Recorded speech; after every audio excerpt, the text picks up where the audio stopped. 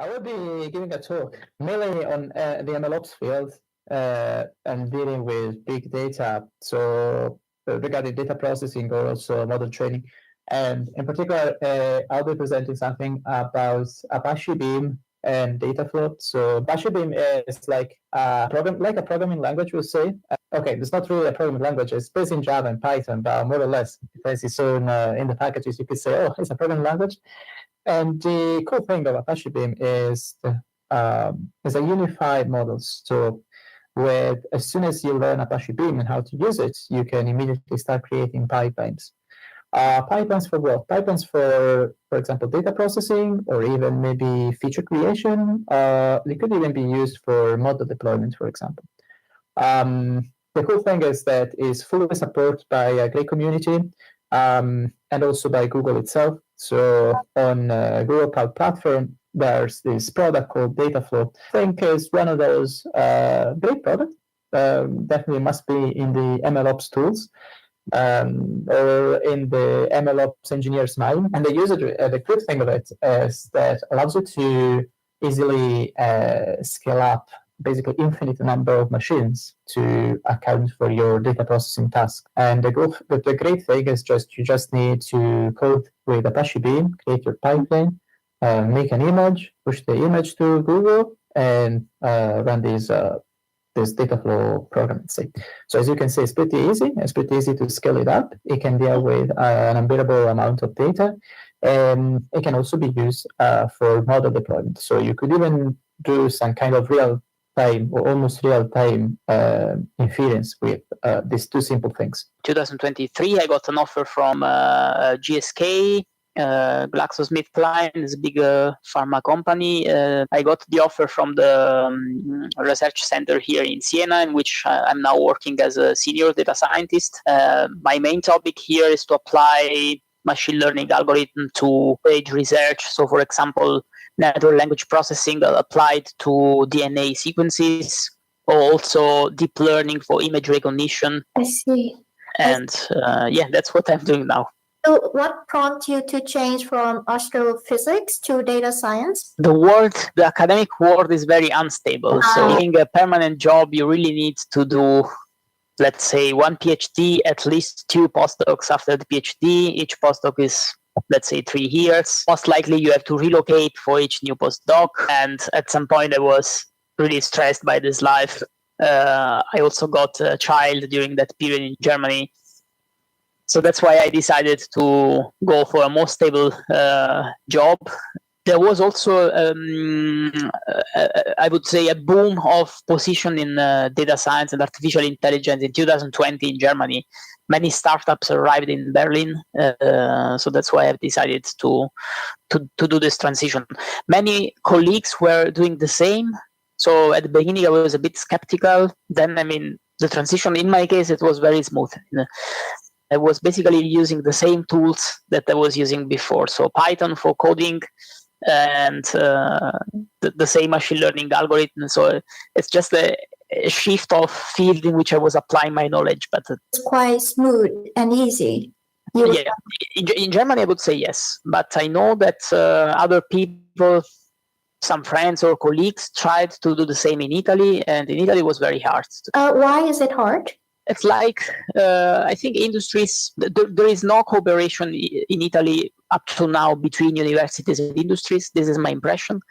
So the PhD title is seen as something very related to academia, and industries do not trust or do not recognize this title as some added value also for working in industries. This is my impression. So it's much more easier in Italy. If you go abroad, you work like in my case in Germany, you do the transition and then you want to get back.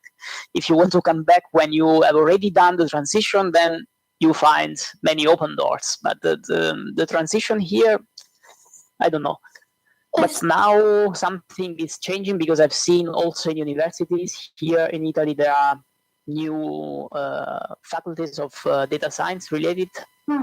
So there will be people with master degree in data science. This will facilitate, of course, their path into the job. And so do you think that a data scientist is also a data engineer or vice versa, or they should still be seen as two separate roles? I suppose they should see as separate roles, but that someone in the team has to understand both of the fields. So as a manager, how many people are you working with, and how many are data scientists, and how many are data engineers, and how many are machine learning engineers? Yeah, the two teams are, let's say, little. The sum of that is less than 10 people. Oh, okay, that's really agile. And how do you manage working with them? What kind of management style you adopt? How do you make them talk to each other and make sure that they understand the technical challenges of each process? Okay, we have, let's say, two different flows. One flow is dedicated to the models that they are developing. So in this case, they, let's say, contact us, or we plan some task together to put the models in production. Another one is a flow where we talk on how to improve our MLOps stack, for example, or repositories that we have which handle all the predictive models that we have. Thank you. That's very interesting. What are some common challenges and misconceptions related to MLOps? Okay, let's say the first part of MLOps is to create some standard. This is the most heavy part, but it has to be done only once at the beginning of the process. Once you have it, you only have to reiterate. So to create a little adjustment, you don't have to every time to spend a lot of time to put a model into production. So if the first model that you put into production can take a lot of time, or the other models can be done at scale. I think that the tough part of this is going from 0 to 1, right? How do I know that I am at 1, maybe 10 or something? How do I know if I am wasting time setting this up? You can know it looking at your task. For example, if you spend most of your time handling models which are already into production, you are not at 100. You have to improve. Once model independent, and you don't have to look at them every time, every week, every month, for example, you are at a very good point. There's also the question of whether it's offensiveness that we have to care about, or if it's something else, right? Like, I don't know, I think about, it's not really language related, but you know, the issue of women's nipples on Instagram, right? That I know there's nothing inherently offensive about a nipple, but some people get offended, right? But is it really harmful? So I would argue that, you know, I mean, maybe it's context dependent, but it's not that harmful. Instead, I think sexism, and we think about something that is not offensive, right? Like this idea that, yeah, women are empathetic. It's not offensive, I think, for most people. But it is probably harmful, right? We know that the stereotypes that we have about men and women affect like the professions that men and women are accepted in or tend to go towards, right? Like women are rarer in STEM. They tend to work more in like as teachers or nurses, where you need this like emotional care, right? So these things can be harmful when they lead to inequality. And so there's also this philosopher who wrote the whole theory of offense. And he basically said, like, we give offense more attention than it deserves. There's no like moral reason to defend somebody who's offended by something. What we should care about is whether that thing is actually harmful and morally wrong. On social media, right? Like many of the things that big social media platforms allow are harmful, but they're maybe not offensive because they're socially acceptable. And some things are offensive, like the nipple, but they're not necessarily harmful. That's very interesting. And in trying to measure these things, so you mentioned annotators that are needed, but I was wondering about bias. How do you define bias, and how does it connect with this kind of concepts of harmful, offensive? Yeah, of course. So I think bias is a very broad term. So bias can refer to something like you have a system that allows sexist things to be said, right? So if you have a hate speech detection model, so one famous example is the N-word, right? So it's a slur for Black people, but that word is used a lot by people who speak Black English or like African American vernacular English. And so when they use it, it's not offensive, right? It matters who is using the term. But what we found is that a lot of hate speech detection systems they use white annotators, or we assume that the person that is saying it is white. And so they overtly censor Black speakers or speakers of African American vernacular English. And so now the system is biased in two ways. One, in that it's like disproportionately affecting one type of user, right? So speakers of African American vernacular English. But it's also biased in that it doesn't speak everybody's language, right? When we don't separate these two, we can end up with a system that is biased in that way, right? So to refer to bias, we're more looking at sort of the performance and the services that it's offering different groups of users. I think it's a complex issue. And how that relates to these terms of offensiveness or not is that partly, for example, the N-word is like, I would say, one of the most profoundly offensive words in the English language, I think, for a lot of people. That and like the C word, my mom will never allow me to say that, for sure. I mean, N-word, I would not say it, but the C word, my mom always says, don't say that, Amanda, right? By not treating a word that is used by different people differently, appropriately, we are creating a system that is essentially racist, right? If you're overly censoring Black people. So, in a sense, bias is sensible to the context, and there are some kind of contexts that are less represented, and in a way, this is a bias itself. Yes, exactly. What I will talk about, and this was intentional, I hope at the end of the talk, the meaning, the motivation for this choice will be clear. The name anything derives from the fact that during this year, many foundational deep learning models have found their names as something anything, like detect anything or segment anything or track anything. And what I wish to show is some details, as I said, but also the macroscopic idea that we are going in the direction of producing and composing foundational models. So we are raising the level of abstraction that our tools have. So we can work with tools that are more complex to create even more complex things. In part because it's something we are working on, but in general, we are interested in, okay? And in part because it was my interest to deeply check what the literature is doing to get this kind of model faster, and that's part of my topic.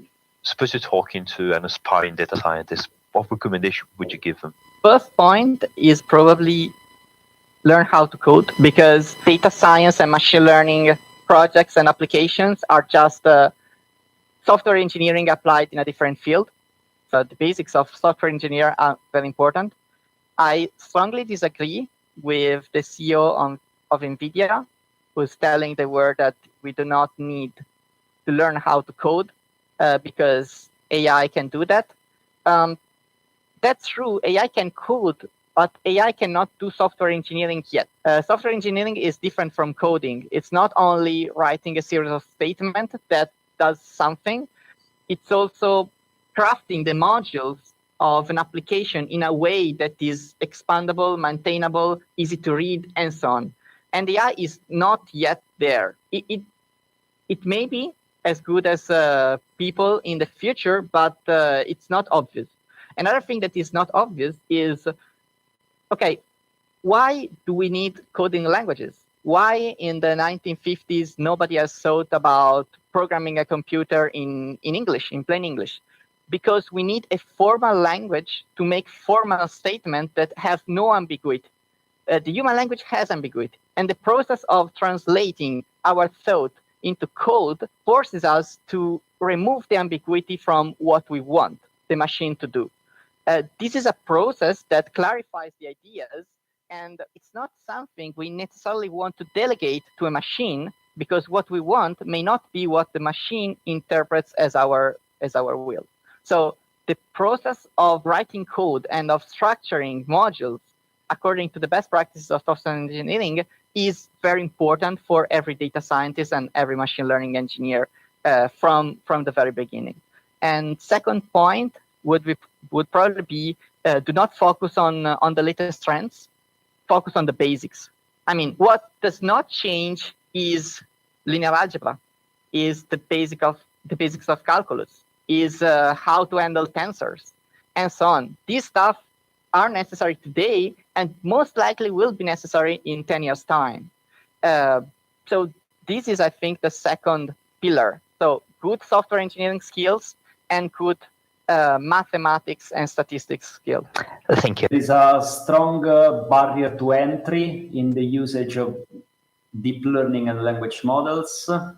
There is also a commercial political aspect related to language model being on private infrastructures.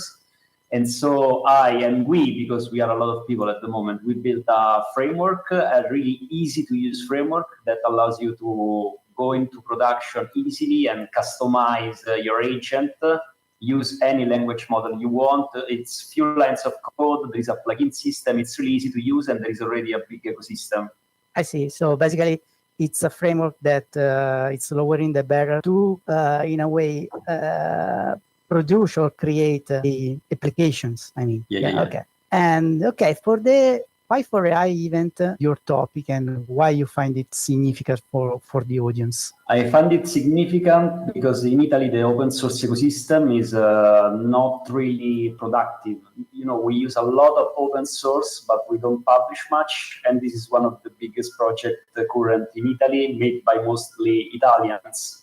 So I want to talk about open source in AI, talk about not only the technological sides, but also about commercial and political implications on what is happening, claim for the AI independence in Italy and Europe about AI, and then we will make damages, big damages. You know, they're going to call the police, I guess. Okay, I see. Distraction, and chaos. Yeah, we like it. Did you get called the police on? Piero? Oh, at the moment, 0, but I want to improve. Yes. So the goal of 2024 is 1 arrest, 2? Yeah, get into jail because of artificial intelligence. One thing that has been very crystal clear application of machine learning in social science is the prediction that we've made of Donald Trump supporters on Reddit based on their data 4 years before. Turns out that there are actually a bunch of signals that allow you to have a surprising degree of accuracy there. We've been reaching a 70% of outcrock. If anybody is familiar with that measure, is not at all low. And the signals that we've been finding on that are also super interesting. Besides the political signals, there are also, like, of course, personal signals, like of course, sexism is always present, and a complicated relationship with gender issues and with pornography as well, where all indicative signals of turning out to be a Donald Trump supporter. How do you decide if I'm a Trump supporter or not? Well, there are a series of demographic correlations that are super evident. So already male or female, so you're already a first signal. Of course, there are things like education really also connected, and that's something that can emerge from your social media as well. Like, for instance, on Reddit, we've been looking at this by looking at for instance, the subreddit participation to subreddits of universities and so on and so forth. We've been finding that passion for video games are usually associated with Trump supporters, while passion for board games is associated with non-Donald Trump supporters. Yeah, this is interesting, and of course, like that's not a rule valid for everybody. Like, and all these correlations were statistically significant in all the set of Reddit users that we've been looking at. So how do you interpret that? The board game and the video game. How? Yeah, there is a social aspect in a board game that I think it's partially connected to that. So there is you are used to go around and talk to people, and that usually is what I've been finding to be. You have friends, like human friends. I didn't want to say it, but yeah, that's kind of. Yeah. And I guess a certain kind of people are interested in board game. board game people usually are college educated for some reason. Like that's not. There is also some. There is a famous paper from some years ago that was called "Why Liberals Drink Caffè Latte." That is basically analyzing all these weird correlations that emerge when you look at data. Many of those are true because they are connected to education or your circle of friends or your how you've been growing up or your socioeconomic status and so on and so forth. Can you share with us some detail about the conference, the title, and what you will be talking about? Okay, yeah. First off, I can say that the talk is kind of grounded in a big research project that we recently won. The project is called Metween. I'll say a word about the project itself during the talk, but essentially the topic of the project is the reason why I decided, to speak about this topic at the conference. And it's a topic that is sort of close to my heart, has been for a very long time already. And that's to do with speech and with neural network models for speech. So when I say speech, I mean not just speech recognition, which is one of the sort of main pieces of technology in the speech area, of course. I don't mean only speech generation, which text to speech, but speech also means, and this is where foundation models are especially important, it also means stuff like speech to speech translation. So I speak to you in English, but maybe you want to hear Japanese, and it'd be good if you could maintain my timbre, my speaker identity in the speech that's rendered in Japanese. And it would be even better if, when we have this video conference here, for instance, if the lip sync, so the kind of lip reading that you might do of me, would be aligned with the words I'm saying. It would be brilliant if not just the lip sync, but then also the head movements and maybe also the gestures I'm doing, all of these bits which participate, which are nonverbal content, communication content, if all of this was sort of smoothly aligned so that any rendering of new speech would look like it's the original speaker speaking. And so just like we've seen with LLMs, what foundation models can do in text, language, the text form, what I like to speak about in this talk is what foundation models can do for speech with all these dimensions. So I was speaking of speech as audio, obviously, but also speech as video, the video channel of speech. So seeing somebody like we see each other here in a video conference setting. In the project itself, in Metween, we take this further into applications, avatars for video conferencing, for instance. I will speak less about this during the talk. I'd like to keep the talk about sort of concrete technical topics of the day. And so I'll speak more about neural architectures that are useful to build foundation models, the kinds of data and the kinds of, tasks that we can expect to, have a foundation model for speech carry out. I'll look at a few sort of existing works in this direction. So some people have already started working on this. It's very recent still, but a couple of things are happening. And what's interesting, I think, especially for the audience then, is to understand what kind of models can be turned into foundation models and what kind of models are not adequate for that. A foundation model is a very specific type of model because it's one that is trained in what's called an unsupervised way, data that is not labeled, which is plentiful. In the case of speech, you can think of just speech recordings, but you could also think of video recordings where you have a person speak, because this is the natural way in which speech occurs, speech video occurs. Right? It's synchronized between the video and the audio track by nature, and that's super good already. But it's not it doesn't require further processing or further labeling, which means that it's a type of data that is cheap to acquire. It's easy to acquire because it occurs in nature. And once you have this type of data, foundation models are the ones that can learn from it. They're usually very big models, just like LLMs are pretty big models. They learn to do what's called representation learning in this unsupervised setting. And then you can change their architecture to put them at work to what's called downstream tasks. So you decide on, say, for instance, you want to do speech recognition then.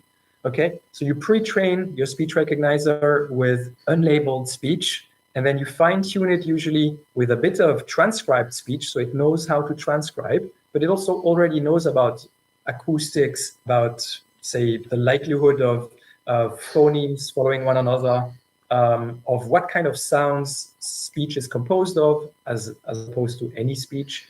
And so when you move your foundation model to this downstream task, essentially you specialize it to what you want it to do. And that's where it becomes applicable in some practical use case. All these things packed into one talk in Pavia in a couple of days. About your job. We haven't had a lot of machine learning advocates, so we'd love to get to know more about you. So at Hugging Face, we have very less strict job descriptions, and because of that, everyone can choose to do whatever they want. And in my job, I would rather do documentation, come up with ideas like applied machine learning ideas about the cutting edge models, give talks sometimes. How do these image plus text encoders work? So do they project embeddings in the same kind of vector space, or do they work differently? How do they process text and the images and have them return something that is comprehensible by a neural network? They need to have the same number of dimensions, of course, to be processed as input, but how do these encoders ensure that you can take text and images and make them feel the same for a neural network? So essentially, imagine you have like a matrix of like images on one side and then text on the other side, and you have images matching with texts, and then you are trying to make the model predict the most matching image to text the best, meanwhile pushing away the others, and this is called contrastive training. Like the others should be like less likely to be predicted, meanwhile the true ones should be more likely to be predicted. And this is how these models are trained. Like this, the main thing is behind the training objective, and thus the loss, rather than model architecture. And these models are jointly trained. Okay, thank you. Very clear. You mentioned a couple of models such as Cosmos 2 and Blip. These are all proprietary models, right? Oh, no, not really. Like all of them, like all the models I have mentioned are actually released open source. I do not know about the licenses of all of these models. Some of them are open source, have open source license, and some of them are called open access.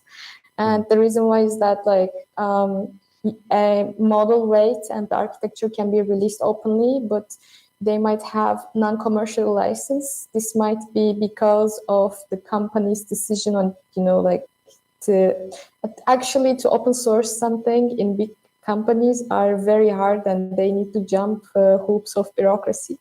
It can also be because like the data labeling company might have said, hey, you cannot release this like that. And thus some of the models might have non-commercial licenses, but still be released with open weights and architecture, and these are called open access models. I do not know exactly if these models are open source or open access, but they're definitely either one of them and not completely closed.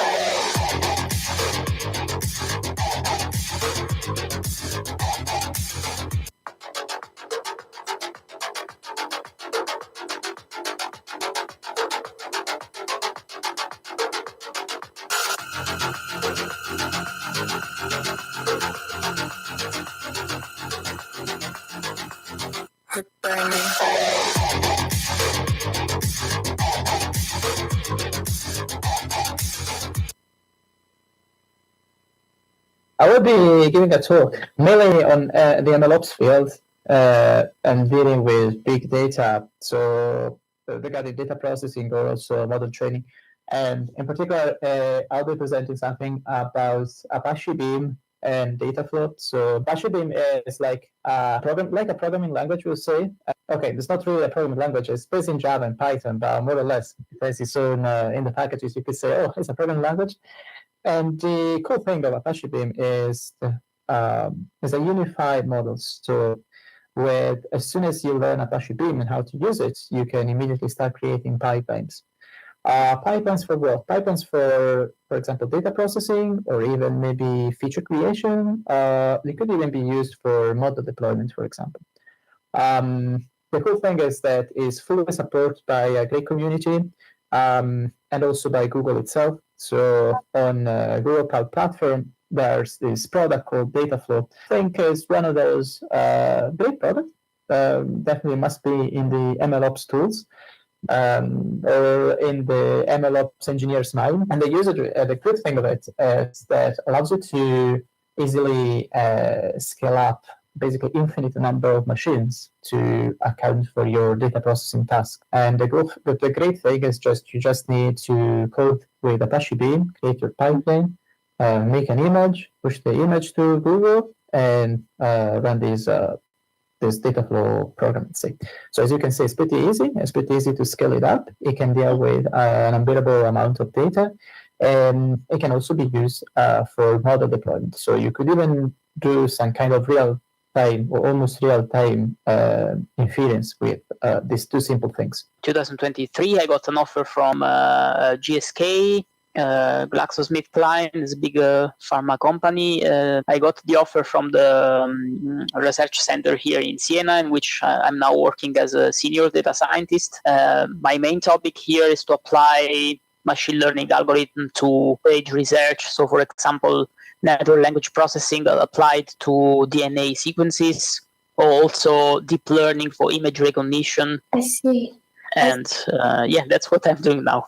So what prompted you to change from astrophysics to data science? The academic world is very unstable. So getting a permanent job, you really need to do, let's say, one PhD, at least 2 postdocs after the PhD. Each postdoc is, let's say, 3 years. Most likely you have to relocate for each new postdoc. And at some point I was really stressed by this life. I also got a child during that period in Germany. So that's why I decided to go for a more stable job. There was also, I would say, a boom of position in data science and artificial intelligence in 2020 in Germany. Many startups arrived in Berlin, so that's why I've decided to do this transition. Many colleagues were doing the same. So at the beginning, I was a bit skeptical. Then, I mean, the transition, in my case, it was very smooth. I was basically using the same tools that I was using before. So Python for coding and the same machine learning algorithm. So it's just a shift of field in which I was applying my knowledge. But it's quite smooth and easy. Yeah, in Germany, I would say yes. But I know that other people, some friends or colleagues, tried to do the same in Italy. And in Italy, it was very hard. Why is it hard? It's like, I think industries, there is no cooperation in Italy up to now between universities and industries. This is my impression. So the PhD title is seen as something very related to academia, and industries do not trust or do not recognize this title as some added value also for working in industries. This is my impression. So it's much more easier in Italy. If you go abroad, you work... like in my case in Germany, you do the transition and then you want to get back. If you want to come back when you have already done the transition, then you find many open doors. But the transition here, I don't know. But now something is changing, because I've seen also in universities here in Italy, there are new faculties of data science related. So there will be people with master's degree in data science. This will facilitate, of course, their path into the job. And so do you think that a data scientist is also a data engineer, or vice versa, or they should still be seen as 2 separate roles? I suppose they should see as separate roles, but that someone in the team has to understand both of the fields. So as a manager, with how many people are you working with, and how many are data scientists, and how many are data engineers, and how many are machine learning engineers? Yeah, the two teams are, let's say, little. The sum of that is less than 10 people. Oh, okay, that's really agile. And how do you manage working with them? What kind of management style you adopt? How do you make them talk to each other and make sure that they understand the technical challenges of each process? Okay, we have, let's say, two different flows. One flow is dedicated to the models that we are developing, that they are developing. So in this case, they, let's say, contact us, or we plan some task together to put the models in production. Another one is a flow where we talk on how to improve our MLOps stack, for example, or repositories that we have which handle all the predictive models that we have.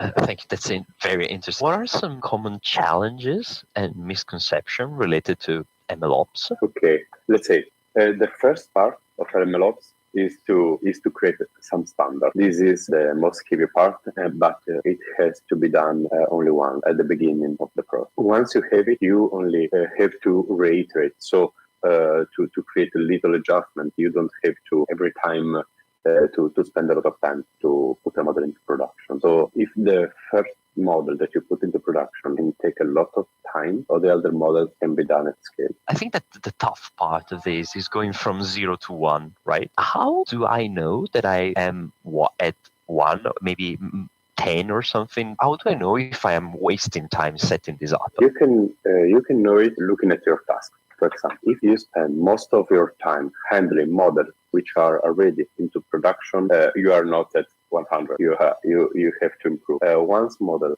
independent, and you don't have to look at them every time, every week, every month, for example, you are at a very good point. There's also the question of whether it's offensiveness that we have to care about, or if it's something else, right? Like, I don't know, I think about, it's not really language related, but you know, the issue of women's nipples on Instagram, right? That in a way, there's nothing inherently offensive about a nipple, but some people get offended, right? But is it really harmful? So I would argue that, you know, I mean, maybe it's context dependent, but it's not that harmful. Instead, I think sexism, and we think about something that is not offensive, right? Like this idea that, yeah, women are empathetic. It's not offensive, I think, for most people. But it is probably harmful, right? We know that the stereotypes that we have about men and women affect like the professions that men and women are accepted in or tend to go towards, right? Like women are rare in STEM. They tend to work more in like as teachers or nurses, where you need this like emotional care, right? So these things can be harmful when they lead to inequality. And so there's also this philosopher who wrote the whole theory of offense. And he basically said, like, we give offense more attention than it deserves. There's no like moral reason to defend somebody who's offended by something. What we should care about is whether that thing is actually harmful and morally wrong. On social media, right? Like many of the things that big social media platforms allow are harmful, but they're maybe not offensive because they're socially acceptable. And some things are offensive, like the nipple, but they're not necessarily harmful. That's very interesting. And in trying to measure these things, so you mentioned annotators that are needed, but I was wondering about bias. How do you define bias, and how does it connect with this kind of concepts of harmful, offensive? Yeah, of course. So I think bias is a very broad term. So bias can refer to something like you have a system that allows sexist things to be said, right? So if you have a hate speech detection model, so one famous example is the N-word, right? So it's a slur for Black people, but that word is used a lot by people who speak Black English or like African American vernacular English. And so when they use it, it's not offensive, right? It matters who is using the term. But what we found is that a lot of hate speech detection systems, they use white annotators, or we assume that the person that is saying it is white. And so they overtly censor Black speakers or speakers of African American vernacular English. And so now the system is biased in two ways. One, in that it's like disproportionately affecting one type of user, so speakers of African American vernacular English. But it's also biased in that it doesn't speak everybody's language, right? When we don't separate these two, we can end up with a system that is biased in that way, right? So to refer to bias, we're more looking at sort of the performance and the services that it's offering different groups of users. I think is a complex issue. And how that relates to these terms of offensiveness or not is that partly, for example, the N-word is like, I would say, one of the most profoundly offensive words in the English language, I think, for a lot of people. But unlike the C word, my mom will never allow me to say that, for sure. I mean, N word, I would not say it, but the C word, my mom always says, don't say that, Amanda, right? By not treating a word that is used by different people differently, appropriately, we are creating a system that is essentially racist, right? If you're overly censoring Black people. So, in a sense, bias is sensible to the context, and there are some kind of contexts that are less represented, and in a way, this is a bias itself. Yes, exactly.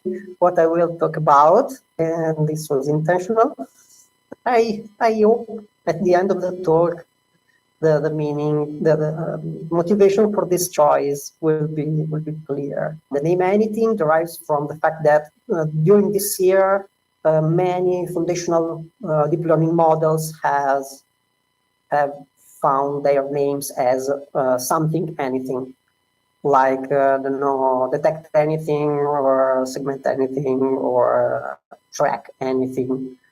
And what I wish to show is some details, as I said, but also the macroscopic idea that we are going in the direction of producing and composing foundational models. So we are raising the level of abstraction that our tools have. So we can work with tools that are more complex to create even more complex things. In part because it's something we are working on, but in general, we are interested in, okay? And in part because it was my interest to deeply check what the literature is doing to get this kind of model faster, and that's part of my topic. Suppose you're talking to an aspiring data scientist, what recommendation would you give them? First point is probably learn how to code, because data science and machine learning projects and applications are just software engineering applied in a different field. So the basics of software engineer are very important. I strongly disagree with the CEO of NVIDIA, who's telling the world that we do not need to learn how to code because AI can do that. That's true, AI can code, but AI cannot do software engineering yet. Software engineering is different from coding. It's not only writing a series of statements that does something, it's also crafting the modules of an application in a way that is expandable, maintainable, easy to read, and so on. And AI is not yet there. It may be as good as people in the future, but it's not obvious. Another thing that is not obvious is, okay, why do we need coding languages? Why in the 1950s nobody has thought about programming a computer in English, in plain English? Because we need a formal language to make formal statements that have no ambiguity. The human language has ambiguity, and the process of translating our thought into code forces us to remove the ambiguity from what we want the machine to do. This is a process that clarifies the ideas, and it's not something we necessarily want to delegate to a machine, because what we want may not be what the machine interprets as our will. So the process of writing code and of structuring modules according to the best practices of software engineering is very important for every data scientist and every machine learning engineer from the very beginning. And second point would probably be do not focus on the latest trends, focus on the basics. I mean, what does not change is linear algebra, is the basics of calculus, is how to handle tensors, and so on. These stuff are necessary today and most likely will be necessary in 10 years' time. So this is, I think, the second pillar. So good software engineering skills and good mathematics and statistics skill. Thank you. There is a strong barrier to entry in the usage of deep learning and language models. There is also a commercial political aspect related to language model being on private infrastructures. And so we, because we are a lot of people at the moment, we built a framework, a really easy to use framework that allows you to go into production easily and customize your agent, use any language model you want. It's few lines of code, there is a plugin system, it's really easy to use, and there is already a big ecosystem. I see. So basically, it's a framework that it's lowering the barrier to, in a way, produce or create the applications. I mean, Yeah. Okay. And okay, for the Py4AI event, your topic and why you find it significant for the audience. I find it significant because in Italy, the open source ecosystem is not really productive. You know, we use a lot of open source, but we don't publish much. And this is one of the biggest projects current in Italy, made by mostly Italians. So I want to talk about open source in AI, talk about not only the technological sides, but also about commercial and political implications on what is happening, claim for the AI independence in Italy and Europe about AI, and then we will make damages, big damages. You know, they're going to call the police, I guess. Okay, I see. Distraction, and chaos. Yeah, we like it. Did you get called the police on, Piero? Oh, at the moment, 0, but you know, I want to improve. Yes. So the goal of 2024 is 1 arrest, 2? Yeah, get into jail because of artificial intelligence. One thing that has been very crystal clear application of machine learning in social science is the prediction that we made of Donald Trump supporters on Reddit based on their data 4 years before. Turns out that there are actually a bunch of signals that allow you to have a surprising degree of accuracy there.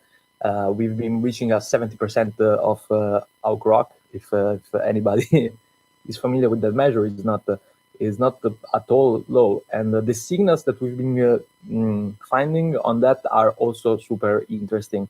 Besides the political signals, there are also, like, of course, personal signals, like of course, sexism is always present, and a complicated relationship with gender issues and with pornography as well, where all indicative signals of turning out to be a Donald Trump supporter. How do you decide if I'm a Trump supporter or not? Well, there are a series of demographic correlations that are super evident. So, already male or female, so you're already a first signal. Of course, there are things like education really also connected, and that's something that can emerge from your social media as well. Like, for instance, on Reddit, we've been looking at this by looking at for instance, the subreddit participation to subreddits of universities and so on and so forth. We've been finding that passion for video games are usually associated with Trump supporters, while passion for board games is associated with non-Donald Trump supporters. Yeah, this is interesting, and of course, like that's not a rule valid for everybody. Like, and all these correlations were statistically significant in all the set of Reddit users that we've been looking at. So how do you the board game and the video game? How? Yeah, there is a social aspect in a board game that I think it's partially connected to that. So there is you are used to go around and talk to people, and that usually it's what I've been finding to be. You have friends, like human friends. I didn't want to say it, but yeah, that's kind of. Yeah. And I guess a certain kind of people are interested in board games. Okay. Okay, so welcome everyone in Cardano room. We have a great lineup of speakers this morning. And it is my pleasure and honor to introduce the first speaker today, which is Andrea Palladino, Senior Data Scientist in GSK. He also is, I would say, an influencer on LinkedIn. Is it correct to say? You should follow him. He talks about a lot of interesting stuff, not only AI. And he will talk to us about, from physics to human sciences, the universality of machine learning. Thank you, Andrea. Thank you for the introduction. So yes, today I will talk about various topics to show how the machine learning can be used in different aspects. I will start.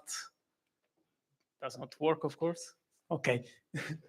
So I'm currently working as senior data scientist in GSK in Siena. I'm not here today to talk about my work in GSK. I will touch some point, but I'm here more in my name, I would say. My background is in physics. So I did a journey from physics to artificial intelligence. In this talk, I will present a brief history of AI/ML, since I'm the first one to speak in this room. Then neural network applied to physics. That was my first touch point with machine learning. CNN applied to astrophysics, and then other aspects like federated learning and natural language processing that I'm using today in my daily job. This is an image from my bachelor thesis in physics 14 years ago, in which for the first time I used in my life a deep learning algorithm. I will tell the story later. And this is what I'm doing today. Today I'm mostly working on natural language processing and deep learning applied to DNA sequences. So it looks very different to what I studied, but I will show that there are lots of many common aspects between these different things. I like this slide because today, I think, especially in the last year after ChatGPT was released, I would say many people changed their job and became AI experts. So I think there is still a bit of confusion between what is AI, ML, deep learning. I like this slide from Coursera, this image, because AI is very general. It's everything that we can run on a computer to solve whatever problem. While machine learning is more refers to something that learns from experience, so from training, test, and improving. And deep learning is basically a neural network. It's the new name of neural network. We can also find this definition on the MIT blog. And it's interesting to notice that the theory of neural network was there 70 years ago. So it's not maybe even more, 80 years ago. It's not something new. The theory was really there. But you see in this figure that there was some progress of AI. Then there was there was the first AI winter, then some progress again, then AI winter. And the major problem was not the theory. This is also a book that I used in my bachelor thesis in 2010. And all the theory or neural network, except for more specific thing like, I don't know, the dropout, some regularization function, everything was there in this old book that it's called Introduction to Artificial Intelligence. The main difference, I think, the first game changer was the introduction of GPUs. So it was a more technological problem. In 2012, there was the introduction of this neural network, AlexNet, for image classification. This was the first neural network that was using GPU. And I think this was really the first game changer in the field. Because you see that now, of course, we have much very high performance NVIDIA cards. You see on the right one of the video card that you can buy for something like $1,000, and the performance is already a factor 10 higher than the old video card. And you can notice, since I also like bit finance, you can see in this plot what I'm trying to explain if you are not convinced by the previous slide. You see that NVIDIA stocks, the price was around 30 in 2016. Then there was the Bitcoin that arrived into the game, and you see that there was the first increasing of NVIDIA because Bitcoin mining requires a lot of computational power. And then there was the COVID, and NVIDIA increases again, because with COVID, the remote working was was used by many people in the world. There was a crash in 2022 due to the war, but then there was ChatGPT, and you see here that NVIDIA basically started, there was factor 10 less than Intel, and now it's a factor 20 more. So it's times 200 compared to 8 years ago. So that's why I think that really NVIDIA changed the game in the AI field. And the second game changer, I think it was reinforcement learning. I like a lot reinforcement learning. We are also using it to try to solve some biological problems. Reinforcement learning was introduced in 2017 by Google DeepMind. And you see here that it was applied first to theory, to games, because reinforcement learning usually is done in a way that you have some action, then you have a state, and you have a reward. So if the action is followed by a reward, the algorithm learns that this is the right action to do. And that's why this is the way in which the algorithm learns. And this was applied with a great success to chess. This is the image from a DeepMind paper. We have the World Championship on top left. I also play chess, but I'm much lower level compared to the world champions. And you see that AlphaZero, that was the reinforcement learning algorithm that was trained to play chess, after a few minutes was stronger than me. After a few hours was stronger than the world champions. And after a couple of hours, it was stronger than any other chess engine in the world. That was Stockfish at that time. So reinforcement learning is really something really, really powerful that can be applied to various fields, not only to the game theory. And of course, the third game changer is generative AI. I will not spend so much on this part because I'm not an expert on it.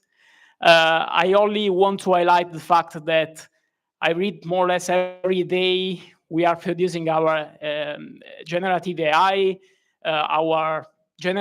from scratch. But if you try to compute the cost to produce a generative AI at home, it's it's extremely high. You see that ChatGPT was trained on the 25,000 GPUs, really powerful NVIDIA video card, $10,000 per video card. You need really a terabyte training set and really a huge number of parameters. So you can really, it's more or less impossible to do that from scratch, but you can for sure adapt the already existing model. So the fine-tuning has shown to have great success. You can see here that there are some fine-tuned. Yeah, for example, here you see that there are some, it works okay, some fine-tuned on some topics, and they work really, really well, much better than the original ChatGPT. Okay, let's come to machine learning. This was my first experience with neural network, as I said. I applied it for my bachelor thesis. It was an argument of physics to model ion implantation machine. We are in the field of semiconductor. This was to model a machine in which you want to increase the performance. At that time, it was 2010. I tried to write the algorithm in Fortran. I think this is a language that only physicists use. I don't think there are other people in the world that still use Fortran 90. TensorFlow was not there. TensorFlow was launched in 2015, also PyTorch in the same year. So it was really hard.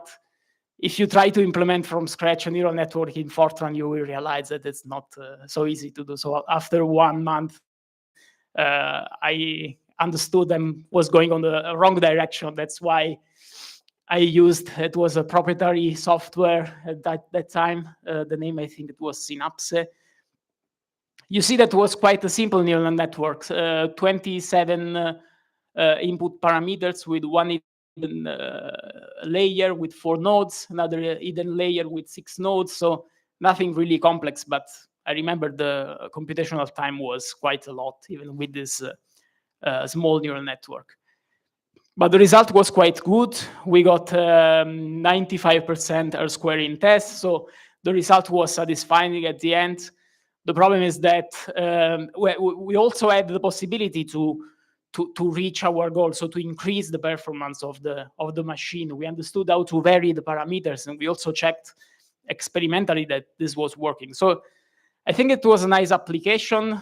Unfortunately, when I presented the thesis, the commission, there were some people that told me, okay, this thesis is too exotic for a bachelor thesis in physics. It's we don't like it. Well, I remember one professor of theoretical quantum field theory told me, okay, this is really rubbish. It's and another one told me, okay, this is the future. So now we know which one was right. But I understood from this my bachelor thesis that yeah, okay, in university, in academia, usually you cannot be too in the future. I mean, you need to stay a bit with more standard things. But then I continued to be interested in these topics. Here we see an example of the first convolutional neural network around 1996, 1998. This was it's called the LeNet-5. It's a convolutional neural network with 5 layers, 2 convolutional, 2 fully connected, 1 output layer. And I proposed at some point to use it when I was in my postdoc in physics to analyze these strange objects that are in the universe that are called blazars, active galactic nuclei. So you know probably about black hole. Black hole are objects in which nothing can escape, even light. Those objects are really interesting from the point of view of the astroparticle physics. I proposed to use convolutional neural network to study these objects, particularly this image that you see here, bottom left, that it's called the spectrum. Also, in this case, they don't work. So they told me, no, this is impossible. A few days ago, I've seen this paper. So they applied now today convolutional neural network to study spectral blazars. So it worked, but when I proposed it, it was too early, probably. So I understand that academia is probably too slow to react to the external world. It was not really my world. That's why I decided to move into startup industry. And I joined a startup in 2020 in Berlin, in which I was doing federated learning. This is a very interesting topic because we are all using federated learning basically every day, even if we don't know that. Federated learning is a collaborative learning, is distributed learning with multiple clients that are collaborating on training the models. No. Different clients agree on a certain architecture, neural network architecture. Then each client trains the model using its own data. Then the weights of the neural network are sent to some central server aggregator. The weights are aggregated, and then the clients do different epoch of training, starting with the aggregated weights. It's interesting to notice that with federated learning, you can reach very high performance, more or less the same level of performance that you would reach with all the data in one place, by not compromising the privacy of the data. So this is the power of federated learning, that you reach very high performance, but you don't need to send the raw data. So when there are multiple companies, industries that want to collaborate, federated learning is a great choice, and it works very well. Of course, there can be problem also in this case, problem like the inference attack, for example. You can try to guess the data from the weights of the neural network, or you can have data that are non-identically distributed. This is more a statistical problem, but in this case, federated learning would not work so well. But generally, federated learning works well, and it is used even by Google, for example, in the Google board. So when you write a text and you see the prediction on the next word on your smartphone, This works because the algorithm was trained using federated learning. So it was trained using the information, all the smart send your data, even if you don't know, you are sending always the data. And then you contribute to this huge algorithm of distributed machine learning. The server takes the average of these new models, and the weights are distributed to other clients. Let's come to more actual, to things that I'm doing today. Today I'm working mostly on natural language processing and deep learning. Natural language processing, I'm applying, as I said in introduction, to DNA sequences. I don't know anything about biology, but it's not necessary to know something about biology, because the point is that a DNA sequence is basically a text composed by these 4 words, A, C, G, T. And once you have a text, you can apply the same method that you have for a human text, for text that you can read and understand. We see here different text. For example, this is good, this is bad, this is awesome. How do we convert this text into numbers? So we build a matrix in which in the columns we put all the possible words that we have. So in this case, we have 5 words. This is good, bad, and awesome. And then we count how many times the word appear into the text. So for example, the first sentence, this is good, is transformed into 11100. This is a very basic example. You can, of course, combine different words. It's not only a single word. You can combine 2, 3 words, so you are not limited to one, of course. And to have a good algorithm, you need usually more than 1 word. You see on the right a possible graphical representation of the matrix that I previously explained. The higher is the dimension, more important is the word.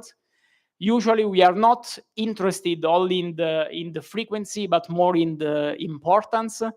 And the importance is obtained with this equation. So yeah, don't worry too much about that. But basically here we divide by how many times a certain word appear in the entire document.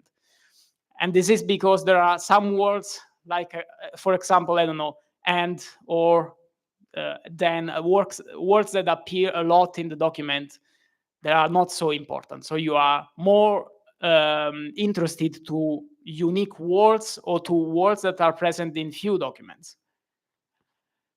This is an example of sequences. Those are just fake sequences, not real sequences. You see that we have these 4 characters, and with the technique that I explained before, we can build a dictionary in which in the columns we put different words. In this case, I'm only taking as an example all the combination of words between 3 and 4 characters. You see that we have 320 in total. Then we compute the frequencies. And then you have this matrix. So we have converted, in this example, 750 sequences into a matrix that has 750 rows and 320 columns. And now you can just use the usual machine learning algorithm. For example, this is just a toy example in which I built a data set in which I say if there is this TA subsequence, then assign label 1. If there is not, assign label 0. And you see that if you run a random forest classifier, you get 100% accuracy because it's really a trivial rule. So the algorithm can immediately recognize what the rule is. But this works also with the real world problems. So this is okay, there is one plot missing, no problem. But it works also with real problems. So we applied it to real sequences, to bacterial sequences, and we got very high accuracy. We got a paper accepted a few weeks ago.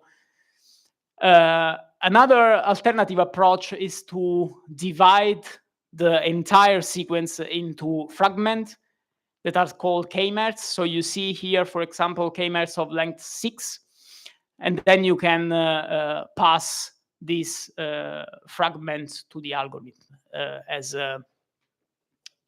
individual words or combination of words.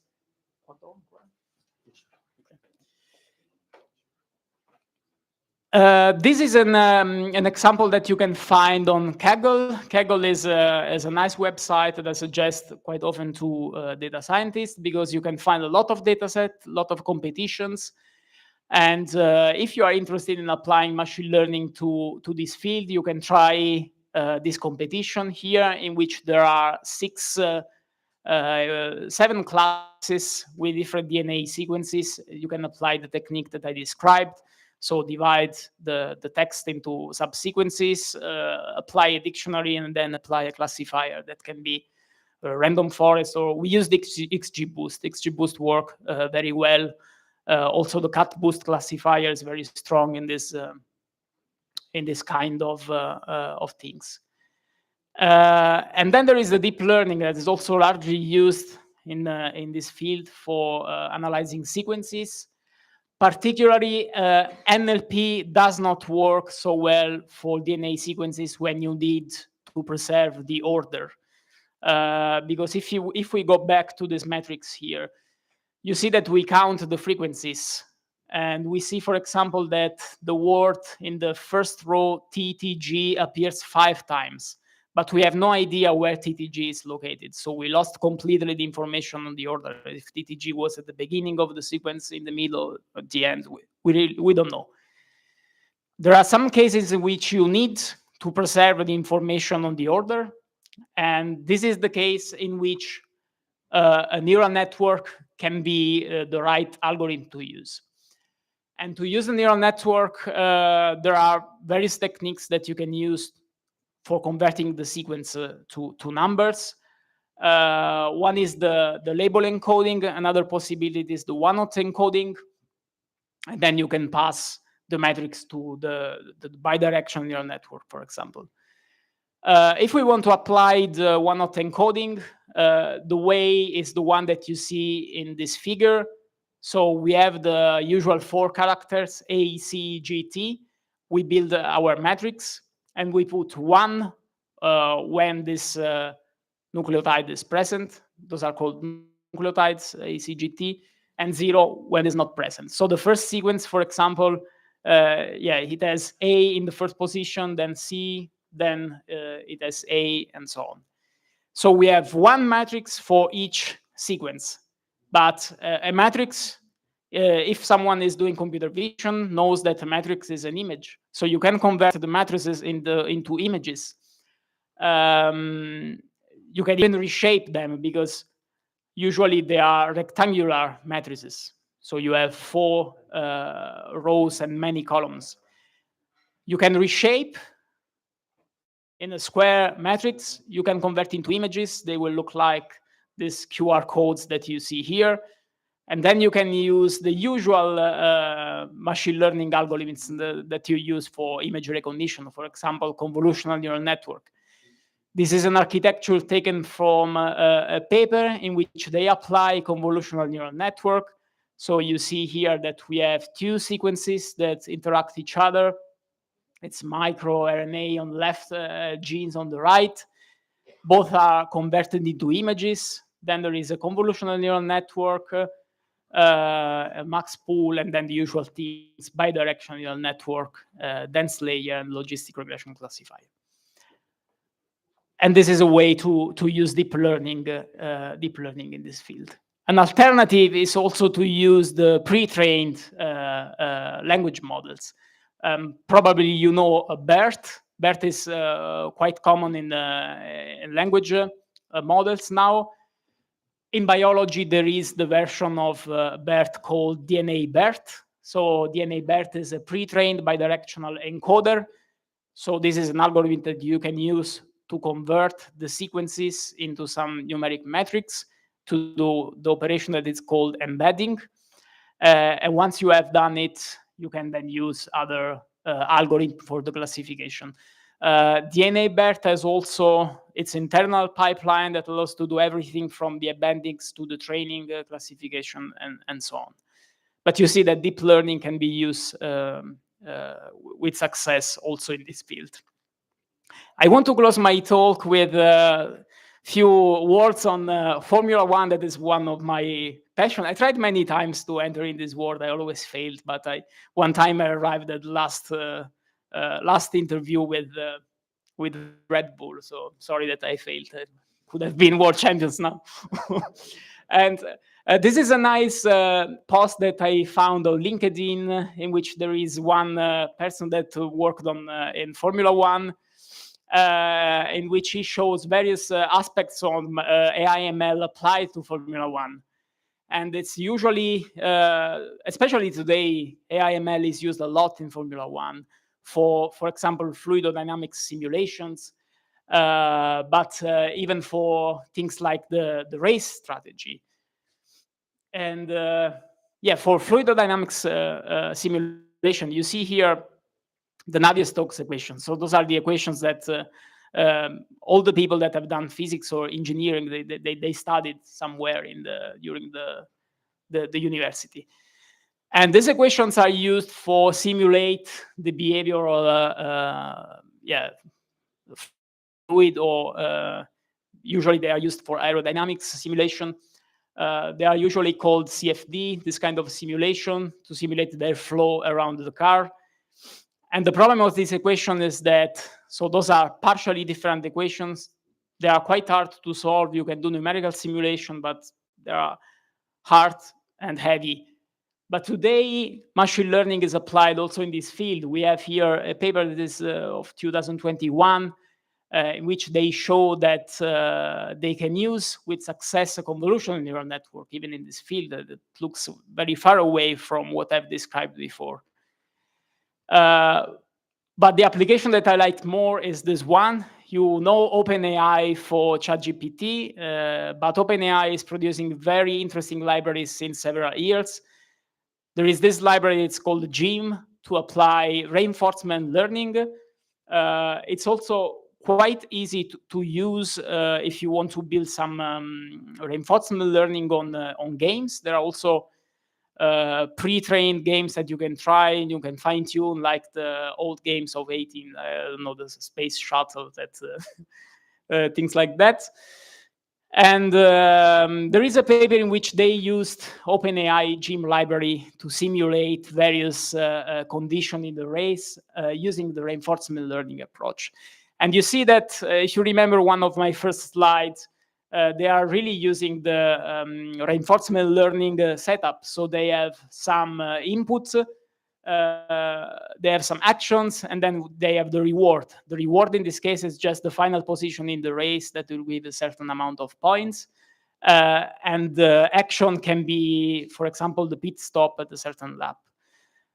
So you see that it's not limited reinforcement learning to games, but it can be applied also to real situation with success.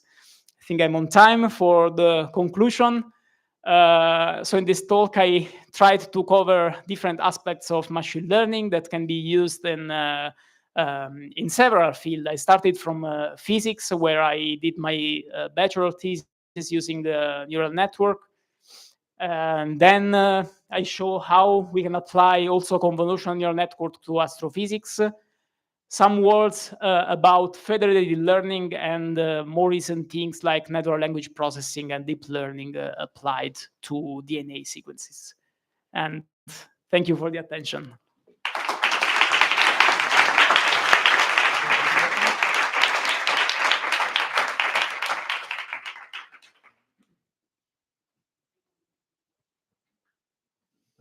Thank you very much for Andrea for the talk and for the excellent time management. You finished 30 seconds before the exact 30 minutes. So we have some time for questions from the audience. So who wants to go first? Stefano, go ahead. Yes, I'll come to give you the mic so that also for the stream it works. Andrea, thanks very much for this interesting talk. That was great. My question is mainly from your musical education. So, curiosity: have you ever tried to apply AI or ML to any music, either generating music or finding patterns in music, something like that? Or do you know anything that it could be interesting to read? Not Thanks. personally, but I have a friend of mine that has a startup in which he does exactly that. he produces music for video game using AI ML. So I can give you the contact if you're interested in that. Okay, who's next? Who wants to go next? Yes. Hi, Andrea. Thanks. I want to ask you, what are the use case of these application of NLP on genomics? I mean, you show how to do it, but what's the purpose of doing it? I don't know if I can answer today, but maybe. Yeah. Maybe.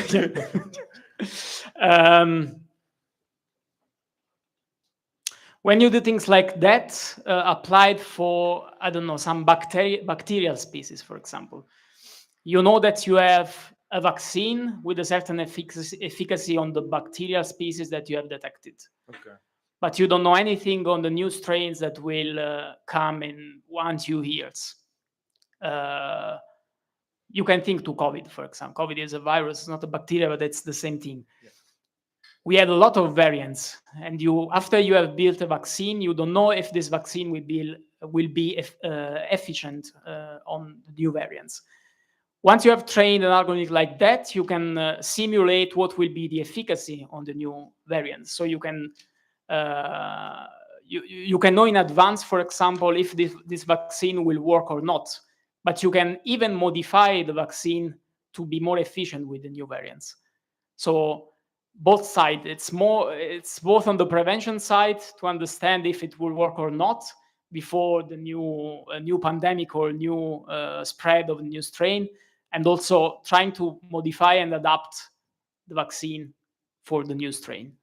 Okay, and how you precisely do it, just for the sake of the coffee break. Yeah, coffee break. Okay. Okay. Thank you. Okay, keep them coming. Who's next? We had a lot of topics touched by Andrea. I'm sure you're curious about something. Hi, I was impressed by what your professor told you about your thesis. The one that said this is rubbish, and the other one that said this is the future. I've seen sometime discourse about the application, the modern application of machine learning to scientific research as being something like movement toward more engineering than science. So what do you think about this kind of approach from, philosophy of science point of view? I mean, we can find great solutions using machine learning, but isn't the science part of things a bit different from just finding solution without a specific law that gives us a clear explanation of why things work the way they work? Yeah, clearly understand your point. I think we have to distinguish two things. It was 2010, so it was not, let's say, the hype to use the neural network or machine learning. So it's reasonable that a purely theoretical physicist that uses only equations, not to make theories and solutions, do not like this approach. Today, probably there is the opposite problem. We rely too much on that, and we are not advancing in the pure theory. So it's we are trying to find the approximate solution to everything. Yeah, I perfectly know what you mean.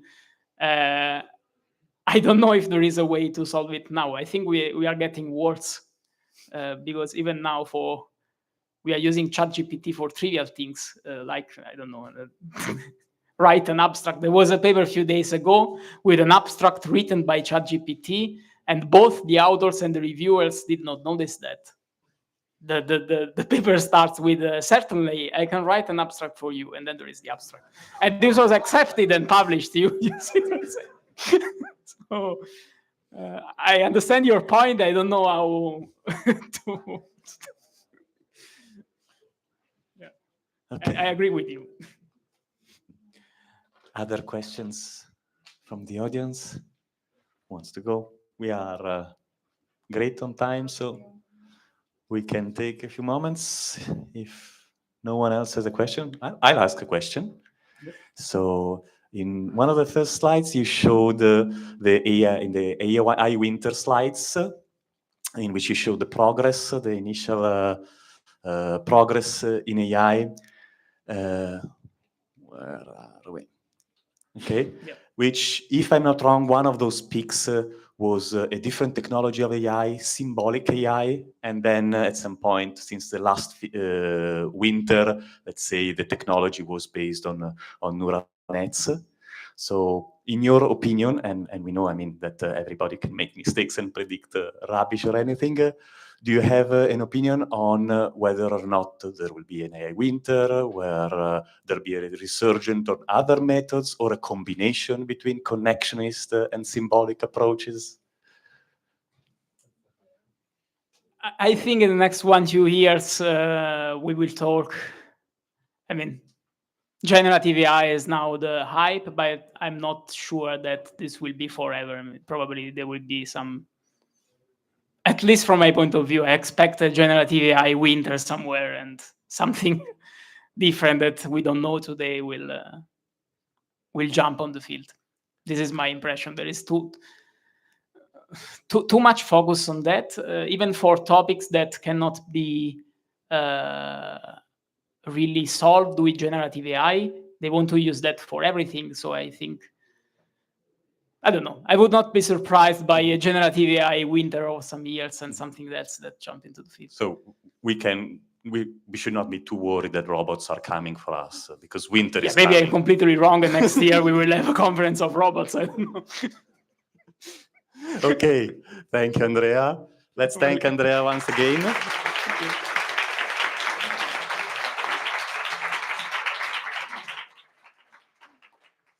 And call the next speaker, who is Corrado. Ah, okay.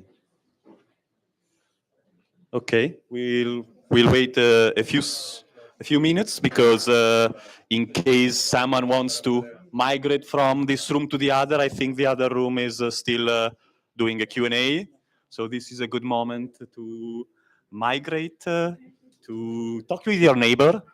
I think that besides talks, the conferences are a great way to connect a network. This is actually one of the parts that I like the most. So we have a few minutes. You can ask your neighbor, who are you? What's your name? What do you do? Who else is there? I also remind you that we will have lightning talks if you want to think about something to present. And I will wait for someone to give me the go-ahead.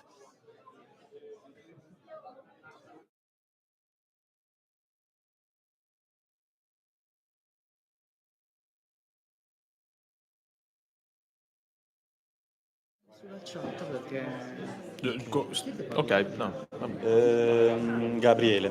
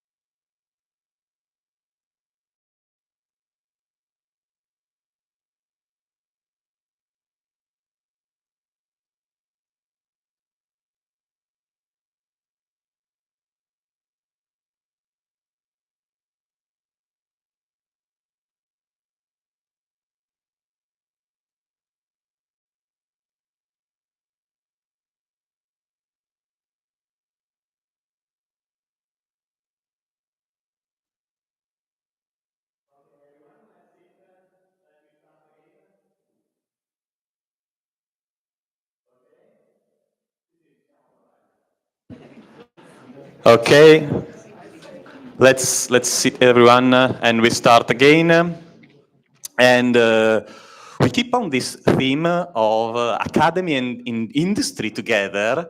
And this time you're in for a treat because we will see how to apply these methods to elections and other interesting social science aspects. We have today Corrado Monti from Sentai that will talk about interpretable computable models of social behavior. Thank you, Corrado. Thank you very much. Thanks for the introduction. Thanks for inviting me here, and thanks to Andrea for the awesome talk, which also is it's a good introduction. And so yeah, my talk will be about computational models for social behavior. First of all, like a very few words on who am I, what am I doing here. I'm a computer scientist by training. Did my PhD in Milan, and I started applying machine learning not in my bachelor as Andrea, but in my master. So I arrived a little bit later, and that was in 2012. So I did some postdocs around. I have some experience in the industry. I also did a startup in Berlin. It's crazy how everyone has an experience in Berlin in machine learning. And now I'm a researcher in Sentai, which is a private institute in Turin. My focus is on social behavior, and I'm always trying to apply machine learning models to social behavior, social science questions, and that's something that I've been trying to focus on since the very first start of my career. And now I'm a researcher in Sentai, which is a quite novel company that was started 2 years ago. Just a few words is that we are trying to mix academia and industry in a pretty non-standard way. We have some mixed backgrounds from computer scientists, a bunch of physicists, of course, mathematicians. We have some economists that help us with economical models, and we are trying to do this thing where we mix fundamental research and applied projects with industrial partners.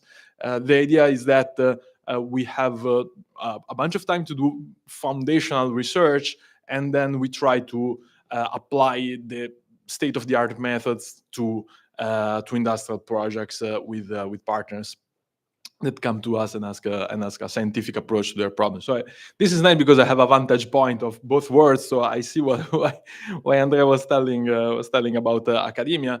Also true that also in the industry there are some dinosaurs, and I think that we all are pretty aware of that.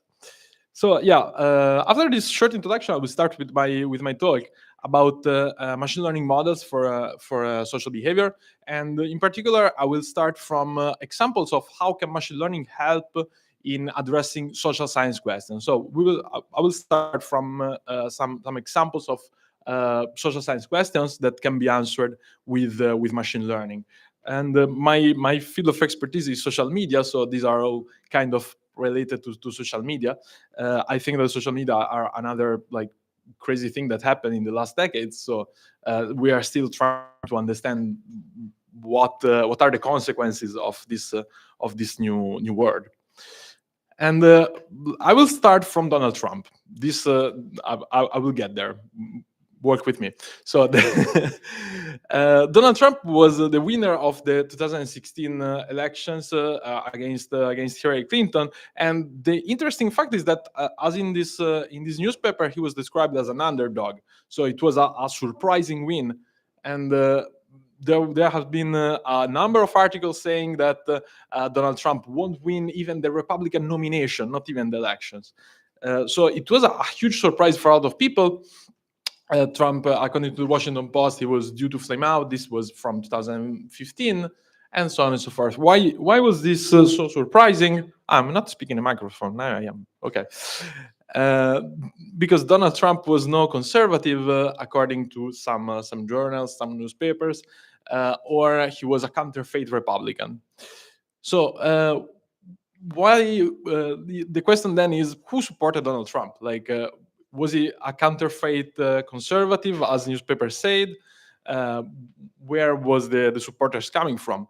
And that's where we try to bring some data science and some machine learning into this. We took the subreddit from Donald Trump supporters on Reddit. So Reddit, I'm pretty sure that how many of you know Reddit? Like I've ever. Oh, okay. I will skip the presentation then. So Reddit is one of the most popular websites in the United States. I think the fourth or something like that, most visited, and is organized in forums. One of these forums was the Donald, which was created by Donald Trump supporters for Donald Trump supporters, and so you basically you would get banned if you post something against Donald Trump. So it's a pretty clear indication that someone is a Trump supporter.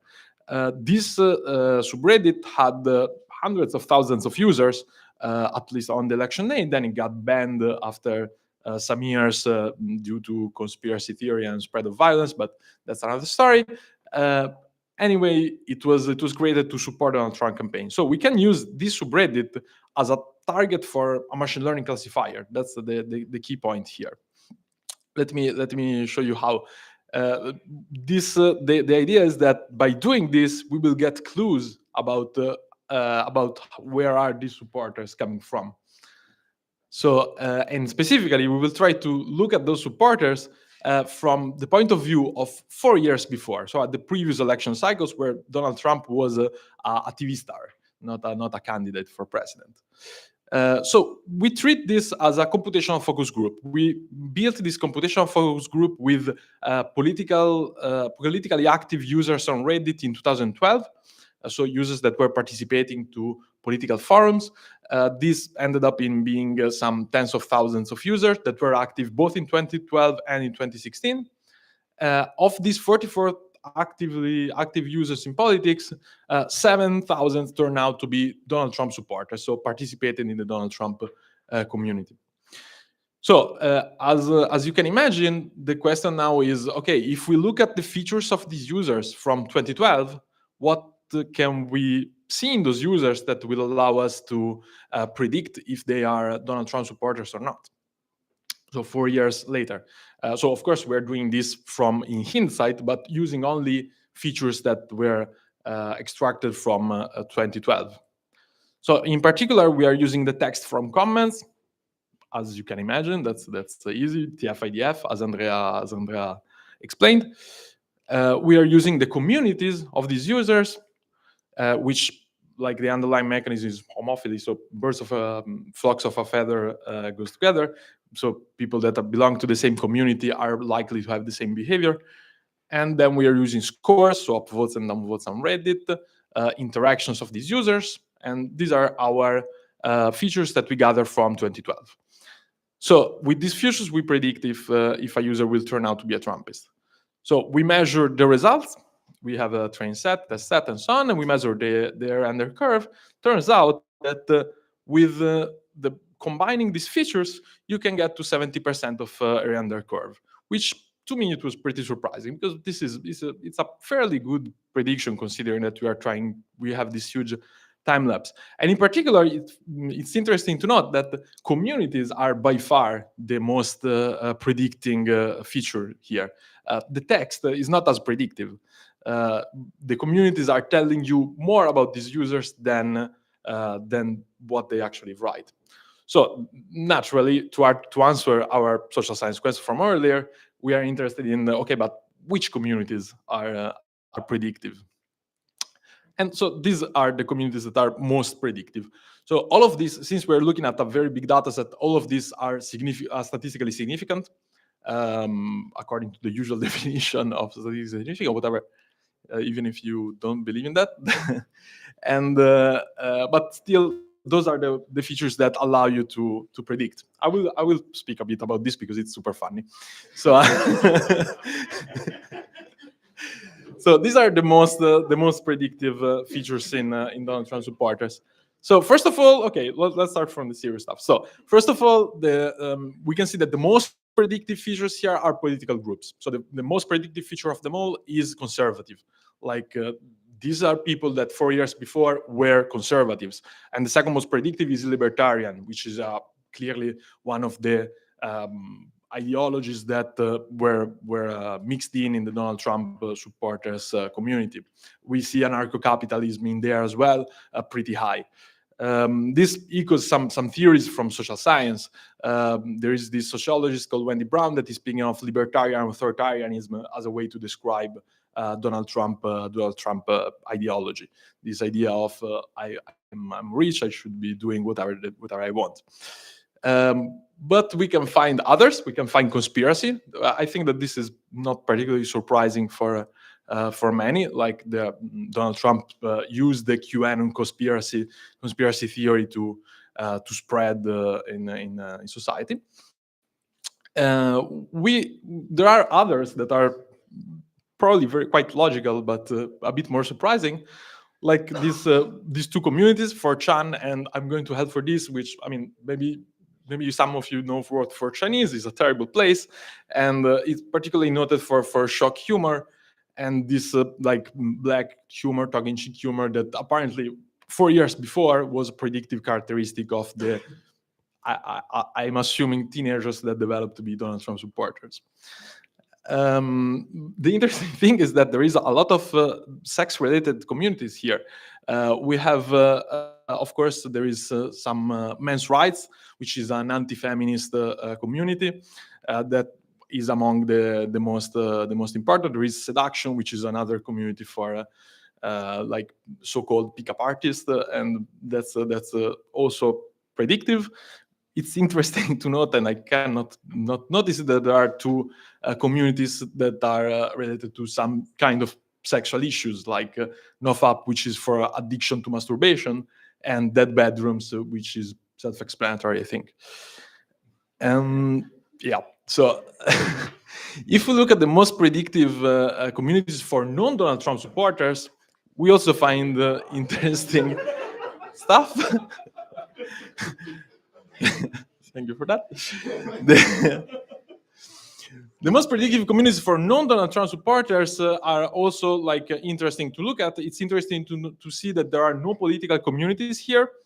And instead, there are also some sexual communities here. You have LGBT and polyamory that are among the most predictive for non-Donald Trump supporters, as maybe someone can expect. In the Donald Trump field, you have some religious community, while in the non-supporters, you have true atheism as a counterbalance, let's say. We also noticed that there are Raspberry Pi and this thing. I don't know why Raspberry Pi was the most predictive features, but I can believe that. And yeah, there is a nice paper that is called Why Liberals Drink Caffè Latte, that is delving into these weird correlations that emerge when you analyze this kind of stuff. But still, I think that we got a pretty interesting answer to our question from the start. Another question that one might want to answer is who are right-wing users interacting with? So we know that there are Donald Trump supporters on Reddit. Like, who are they interacting with, and who are left-wing users interacting with? And that's another thing that we can explore using a machine learning model, a statistical model, like to be precise. So there are different hypotheses in who interacts with whom on social media. I think that this is a very hot debate right now. Like if there are ideological echo chambers where everything that you see on social media is just reflecting your own opinion, and you never see anyone fighting on social media, and that was the most popular view until some years ago, surprisingly. And another hypothesis that has been made is that instead the demographic factors and not the ideology is what is creating echo chambers on social media. So there are demographic groups that do not talk to each other, and each demographic group is reinforcing their own identity. This is somehow correlated to their ideology and through material conditions of different demographic groups. So we compare these two hypotheses, still using Reddit. I will be using Reddit a lot in this talk. So in this case, we picked the news discussion subreddit that is like the I don't know, the second or third most popular subreddit, and it's kind of neutral, so it was a neutral ground to test on. And we measured the interactions among users on this subreddit over 5 years, so from 2016 to 2021. We extract one network, so we connect users that are interacting with each other, and we obtain a different network for each year. Each of these networks had tens of thousands of users, millions of interactions, so it's a pretty good sample. For each of these users, and this is the nice thing, we can have an estimate of the probability that they belong to some demographic groups. So as I showed you before, it's easy to say if a user is a Donald Trump supporter or not, looking at the subreddit that they participate in. You can extend this concept, and it has been done in this other paper to other traits of a user. So we picked these 4 that are the age, distinguished in young and old, not more fine-grained than that, gender, male and female, affluence, rich and poor, politics, left and right. So this is very coarse-grained, not super complex. And to be even more sure of what this is getting us, we are picking just the users for which this is more likely. So the top and the bottom of each of these axes. And so what we obtain is a graph, like a network, where each user has some of these traits. And what we are asking is, okay, this is not important. Okay, what we obtain is a network where these users these communities are partially connecting, and we want to find out how they are connecting. To find out that, we used a probabilistic network model that we trained a model to predict whether there is a connection or not based on the features, on the traits of the 2 users that we are considering. This can be expressed as a matrix, which is this matrix W, and each row and column corresponds to how much these 2 traits are interacting. So more specifically, the log-odds ratio, so the how more likely it is that interaction compared to a null model where these features do not appear. So if we fit this model to data, what we obtain is this matrix where we have our 8 attributes on the rows and on the columns. And this will be more red when the interactions between these 2 given features are more frequent, and blue when they are less frequent than the null. So the interesting thing here will be on the diagonal, like is young interacting with other young users more often or less often? And so anybody has any guess on how red or blue the diagonal will be? So more likely or less likely, which is like the different pairs. I will show you them. Whoops! I destroyed the suspense. So this is what happens, and this is valid for all the years that we've considered, which is surprising. What you see is that the diagonal is mostly red, so mostly different groups are interacting among themselves, except the last 2, like left and right, are blue, which was super surprising for some of my colleagues, but that's what you see when you measure this in this data. So what does this mean? That that you have these features that are, we call it homophiliac, so where the same group are speaking among themselves, while you have these other features, so left and right, that are heterophiliac, so they are interacting among different groups more than what they are interacting within the groups. So in other words, we can see that the demographic features are separating users, while the political sides are actually interacting with each other. Of course, they are mostly fighting, but still, that's how a debate is performed. So just to be super sure, we double-checked if it was a result of different topics. We tagged each interaction with a topic. I'm not going into the details, but we added the topic to the model, and what we obtain is still the same metrics. That even more clear. Like you can see that even if you consider that different different groups are interested in the same topic, still there is interactions are still like segregating by demographic, even if you take that into account. Of course, you also obtain as a side product this interesting matrix of demographic groups and the news topics that tells you, for instance, that the most interested people in technology are rich people, which is something that it's always interesting to keep in mind. Okay, now, we saw that thanks to this machine learning model that different sites interact with each other. Like, what does interaction lead to? Are these interactions opinion changing? That's where we applied another machine learning model based on natural language processing, this time with another Reddit community that is called Change My View, which is a great natural experiment for this kind of stuff. Where a poster proposes a stance, in this example, the fact that legislating AI is useless, and then there are commenters that commented and try to change the view of the original poster. And the interesting fact is that they tagged the original poster says delta with this precise word when the comment made them change their mind. So this is super precious as a scientist, because you can scrape for that and you find exactly the comment that was opinion changing. So what we did was to scrape everything, and we got some tens of thousands of posts and some millions of comments, of which 38,000 were opinion changing. So again, this is a naturally a binary classification task where we can ask what is the language of these opinion changing comments. We did this again thanks to with an interpretable model. I mean, we did it interpretable through social science using these social dimensions that are like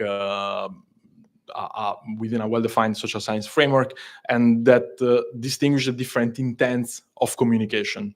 So, for instance, the intent of communication can be knowledge, meaning exchanging information, power, or status, and so on.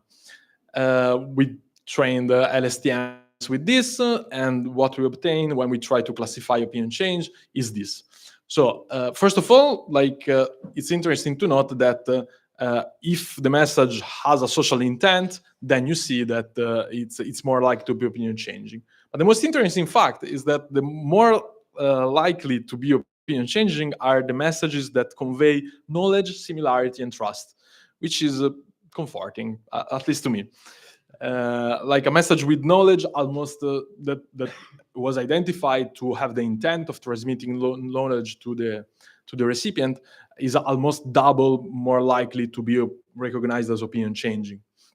And similarity is also almost doubling. This is nice because it echoes some like the philosophy of Jürgen Habermas, which was a philosopher that studied effective communication, that identified effective communication as being characterized by shared knowledge, mutual trust, and accord with one another, which is echoing these results significantly.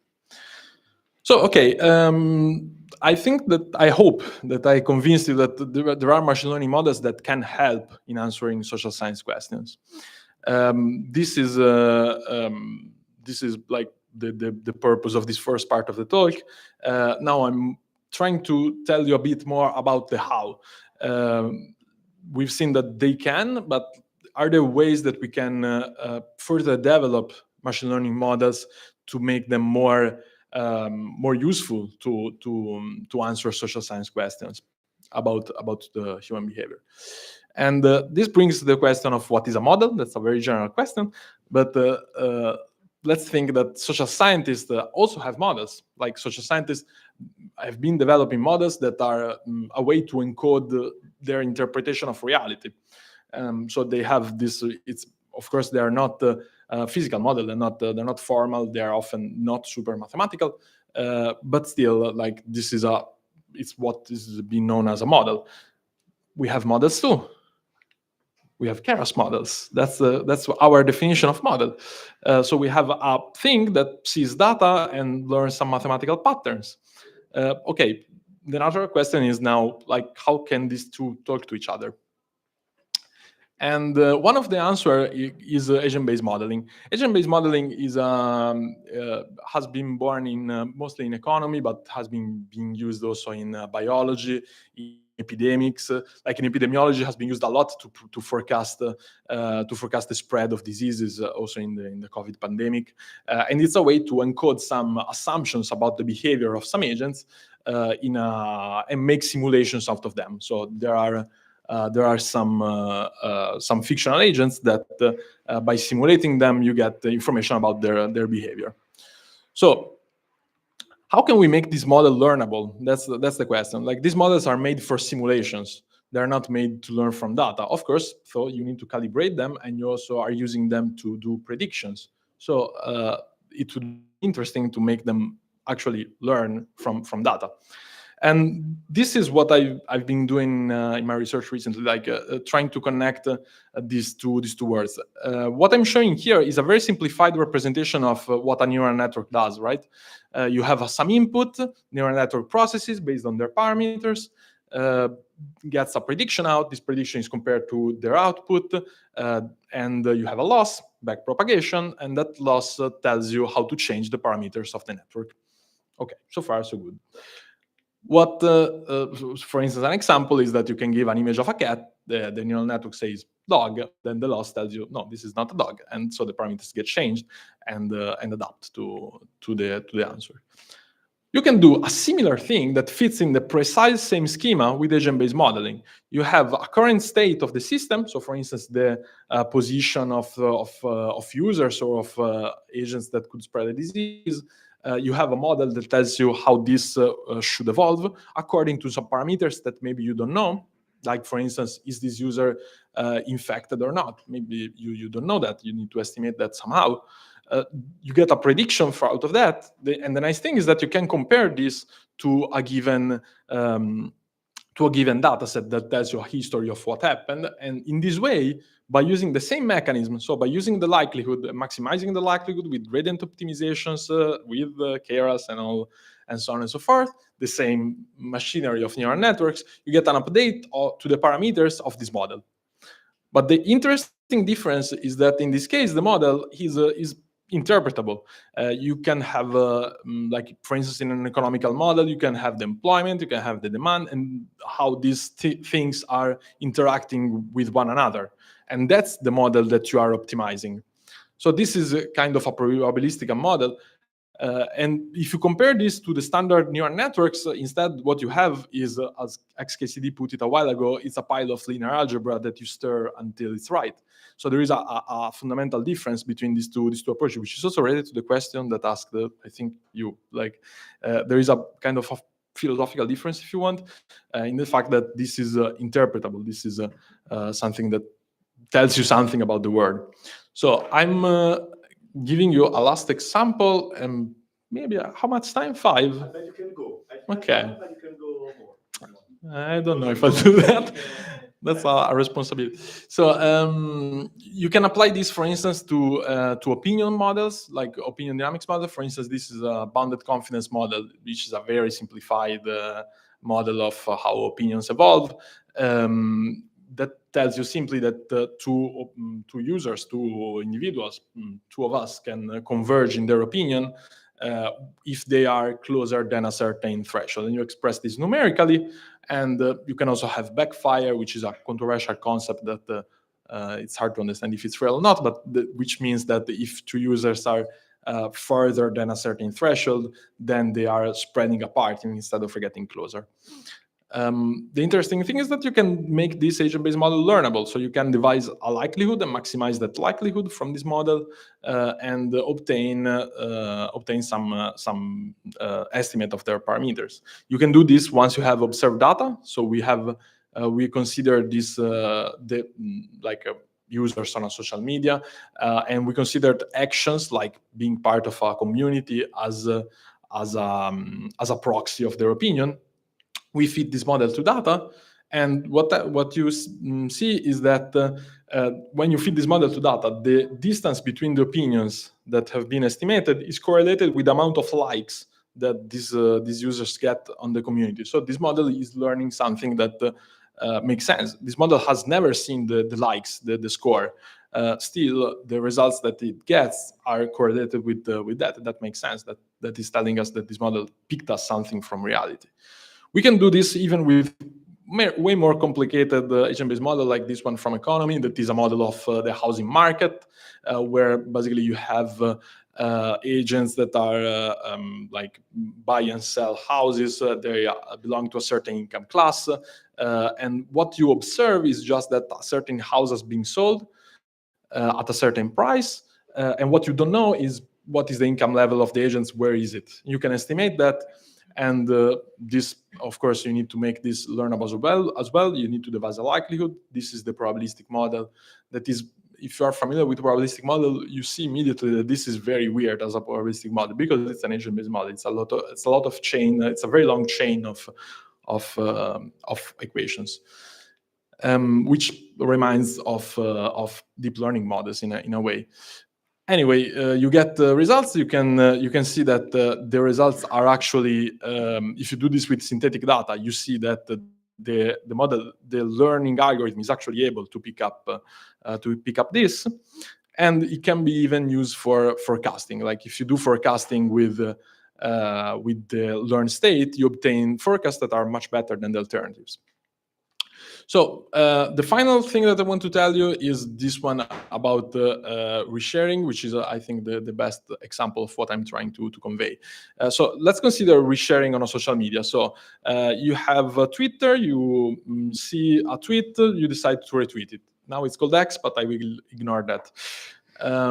So you retweet this content, and when do you retweet it? Well, because it convinced you somehow.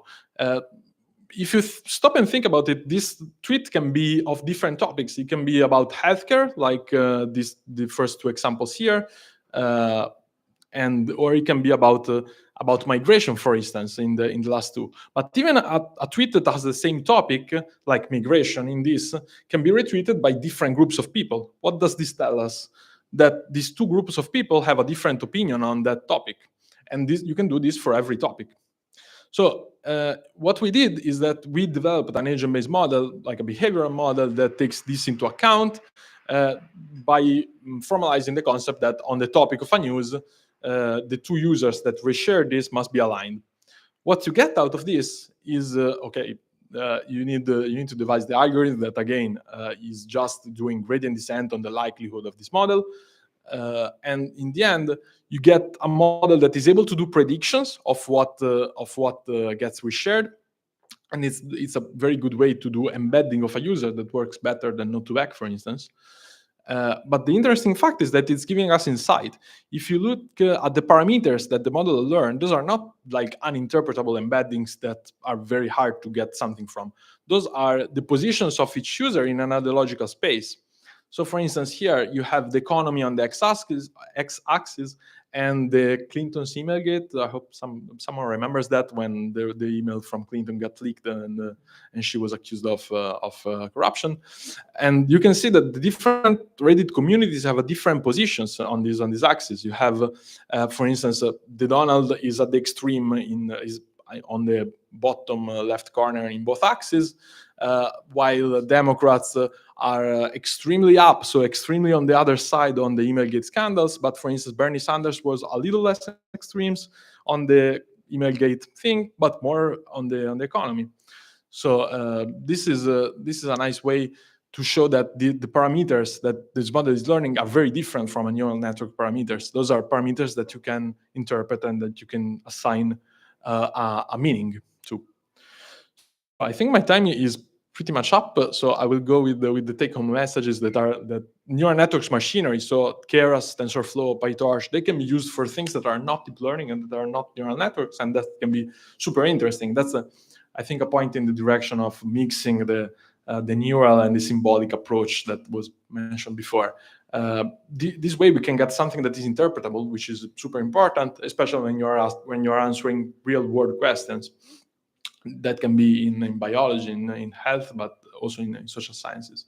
And this is particularly important to me because it's clear that at least I believe that most of the most pressing challenges that we have right now are inherently social in nature. So yeah, Thank you very much. And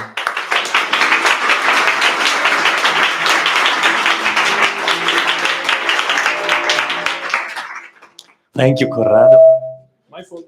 Yep. Thank you, Corrado, for the. No, it was me probably in front of this. For the great talk. Is really fascinating how you can measure all this kind of stuff and talk about this also polarizing sometimes topics in a very clear and scientific way. So, who wants to go first? Who feels brave? Go ahead, Piero. Thank you. So you talked about the networks, and neural networks are made of neurons. There is connection, activity, plasticity. Also, communities and societies can be thought as graphs. So to which degree, in your experience, we can push this analogy as a community being a cognitive system and vice versa? That's super interesting question. Well, there are two sides of this question. One is from the more machine learning side. I mean, you have graph neural networks that like are used to put where the neurons of a deep learning algorithm are actually points in a graph, and so you have connections with what the network is learning is how these are connected. So that's a very concrete metaphor, if you want. Of course, there is a more abstract way to put it, and like the idea of the study that I presented about what is opinion changing is exactly that. Like, how can social media be a bit more like the public sphere that we need to discuss and develop like solutions to problem and convince each other of what's right and what's not. I hope that answers the hard question. Okay, Andrea. Yeah, I have a question more on the algorithmic side. The Trump model, when you have shown some positive and negative feature importances. Maybe I missed that. Which model did you use in that case? It was a logistic regression or some... Yeah, I skipped a bunch of details, I know. That was a random forest, and what I showed you is a kind of shock value, fundamentally. Okay, so it was not... No, we tried, we compared, I mean, we did that also with the logistic regression, which is the other natural choice that you can have. And the results are similar, slightly worse, so we opted for a nonlinear algorithm, which is a random forest. But yeah, results are very similar. I was trying to find the reason for Raspberry Pi in first position. That's true. Thanks. That's a mystery that will stay with us. So who else wants to ask questions? Not only the speakers, but also the speakers if they want. Well, okay. Thank you for your presentation. I got a question. I'm a Reddit user. So what I get is that when you're speaking in a subreddit or writing, there is a subset of people that they are in the subreddit. That brings us to thinking there is kind of a bias, right? Did you, if yes, if you encountered that, if you handle this, in which way? Thanks. Yeah, that's something that we thought about. Actually, like when I say participants, I literally mean like people who commented or posted on that. And so like we've been, let's say, conservative in the choice of users. You need to be a participant, so you need at least a comment in some of the studies, more than one, like 2. And we always put a threshold on the score. Like the actual definitions that we used to be rigorous for the Donald Trump research was that you needed a score, an average score of your comments on the Donald that was at least 2, something like that, which means that you are not only participating in the Donald Trump community, but you're also receiving a feedback from the other users in the Donald that is positive. So that make us quite sure that these users were indeed Trump users, Trump supporters. That answers your question? Yeah. Okay. Okay, we have times for other questions. Yes.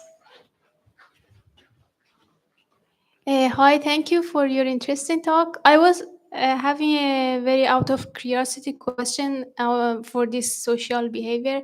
Like I know of these butterfly effects that small events can like influence very big events. I was wondering, like in your studies, did you like worked on like why some of the posts or some of the people are going viral? Like how these are like? Can you say something about it? Yeah, that's the $1 billion question, literally. Like it's literally $1 billion question. Like if you find out, you can get $1 billion easy. No, we try to do something like that and try to. But I mean, there are models that have been developed about like how to predict virality. There is a bunch of work on that, and I know that for images, for instance, that's very much related to the visual features of the image. So, for instance, the classic meme format, like a very drawing, very like easy with the text at the bottom. That's something that is like more likely to predict virality. Of course, there has been a bunch of theories about how much the emotional impact have a role in that. The most standard thing that is known in the field is that content that triggers emotionally is more likely to get reposted and so to get viral. So often anger can be a trigger. Like if something is making you angry, then you are way more likely to repost it, which is comprehensible. Like when you're angry, you are trying to change something, you are trying to convince other people, and that makes sense. Thanks for the request. Yep. Stefano.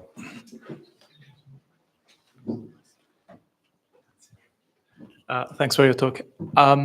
You didn't mention anything about data pre-processing. So I assume you accumulate a lot of text, a lot of messages. Can you tell us a bit more that you're doing TF-IDF, all right? But how do you clean the messages that you're processing?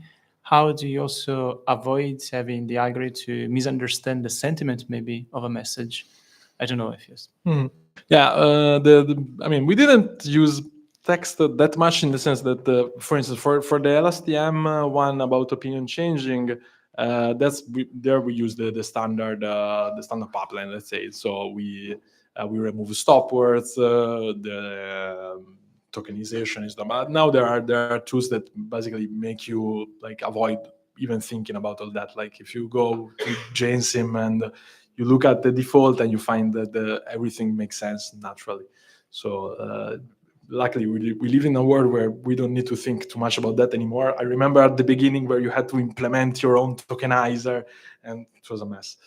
No, apart from that, maybe the most uninteresting thing is that the Reddit dataset is huge.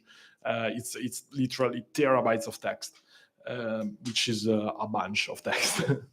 So you need to devise a pipeline that processes that in a way that is scalable.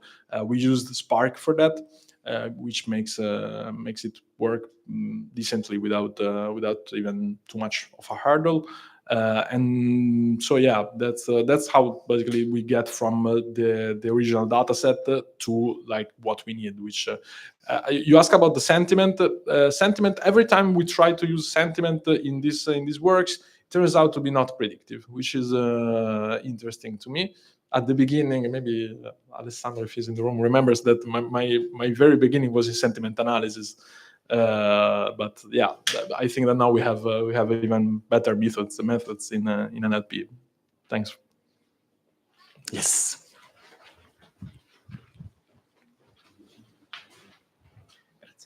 Thank you for the presentation, first of all. I have a question. Since you analyzed the opinion changing model and the leverage that are used in the comments to make other people change their mind, don't you think that there is a hidden risk that discovering the leverages and the method, you can somehow develop a tool that can make changing the opinion of other people? Yeah, no, for sure. Like that's something that we always think about. That even when you discover like tools to prevent the spread of violent content, then the discovery of such a tool puts a weapon in the hands of wants to spread those messages. With the opinions changing thing, I think it's a bit different, luckily, mainly because what we find is are not tricks. Like it's not easy to convey knowledge in a message. Like for sure, ChatGPT can do it, and for sure, like if you know that this is the way, then you can generate more messages that are like that. But still, like I believe that still this lies in the agency of the recipient. Like it's still these are intents that increase the likelihood of a message being opinion changing, but that's not a sufficient condition to be opinion changing. If a message is transmitting knowledge, you are reading the message and you're trying to understand what knowledge is telling you, and if that convinces you. So I think I don't know. I believe in the in the human agency, let's say. Other questions? Yes. Have you tried to apply these methods to Italian politics, or? Yes. Yes. We did well, not exactly these methods, but we did a study on actually more than one on Facebook advertising, and especially on how Facebook advertising was used in political elections in Italy at first, and then we looked also at the rest of Europe. The most interesting thing about that we found is that the same political party can have like different targets. Like everybody is using targeting, like of course everybody knows that. And if you look at the demographic groups that is susceptible to messages of one party, you find that they are very demographically connotated. As I showed you, demographics is always undervalued in internet studies, but it's telling you a lot about the world. For instance, the average recipient of messages of Facebook advertising of Lega was much more likely to be male than female, and was much older than a user that was not targeted. The interesting fact is that sometimes you have different messages to different demographic groups. That's something that we saw we studied the debate on migration policies in Facebook advertising, and you can see that there are like different ads with different stances that in the end, maybe not intentionally, maybe just because of how the Facebook algorithm works, but they arrive at different demographic groups, so the same people can be telling different things to different people, which is pretty scary. But yeah, thanks. Other questions? I think this generated a lot of great questions and answers. I'll just add one.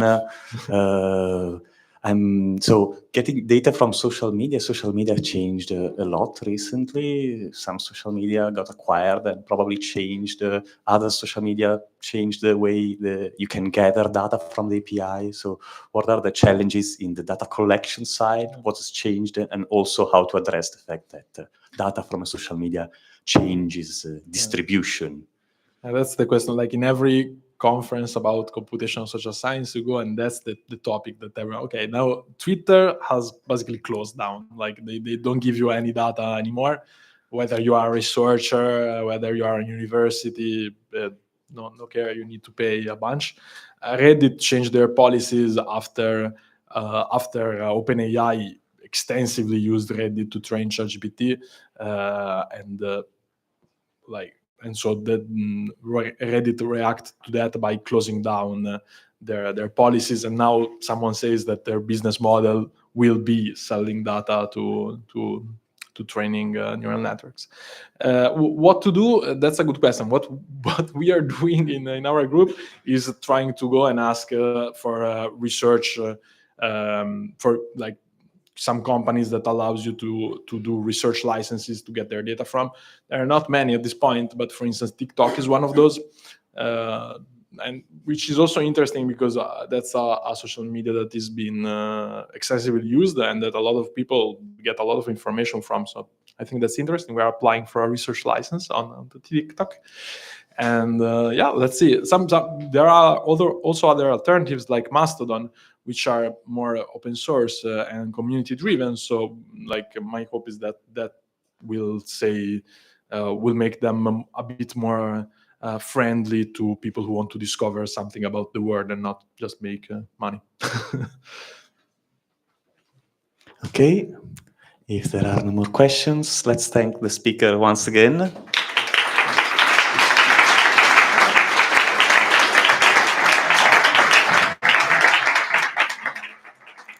And then I'll take time for a couple of reminders. So, reminder number one, remember, if you want to have a lightning talk, 5 minutes, there is the whiteboard in the lounge room, and you can write just your name, the topic, you can talk. It's a great moment to take the stage and say something interesting, and a great way also to connect to other people, because usually is the way that people then approach you with what you have talked about, and connecting, as I said, is one of the nicest thing about the conference, in my opinion. Another topic, another reminder is about the survey that was mentioned briefly at the beginning of the conference. So at the end of the event, you will have a URL to give some kind of rating to the talks. That the idea of that is that could be helpful to the speaker, so in a way that they can understand and have feedback on what things worked and what not worked, or worked better, and so that's one other way that we found to help the speakers and also to create a bit of engagement. And I don't remember what is the third reminder that I had in mind, but anyway, I'm kind of rambling because I was asked to ramble a little bit, just to synchronize for time reason. Okay, but if you have now a different neighbor, you can again ask your neighbor what's their name and what they are doing, because as mentioned, I think at least a couple of times also just now, this connecting thing, this putting the community together is really interesting. There is another thing that maybe you don't know about, which is called the Pacman rule. Who knows about the Pacman rule in conferences? One, okay, two people. Okay, so the Pacman rule goes like this. When you will be in the hall during lunch and you talk to each other, and you start talking to 2 or 3 people, make sure to leave a corner of the circle open for someone that can come in and listen and maybe start joining. So this is a very nice way to be inclusive, to make sure that everybody gets a moment to connect. And then when somebody comes in, you have also to widen a little bit the Pacman. Okay, so now let's rearrange. We can have a moment to change room if we want. We'll take a couple of minutes, and then we'll have the final speaker of the morning, Amanda.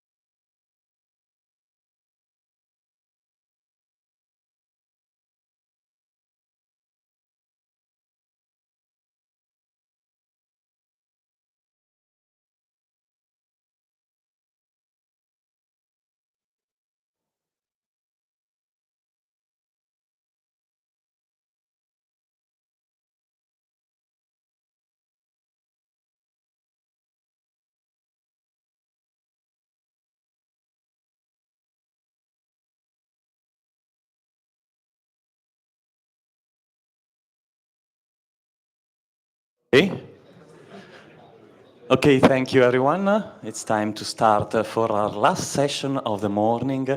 And I think we have had a quite nice build-up to this session because first we were told by Andrea that robots are not coming from us. We were told by Corrado that the real issues are societal issues.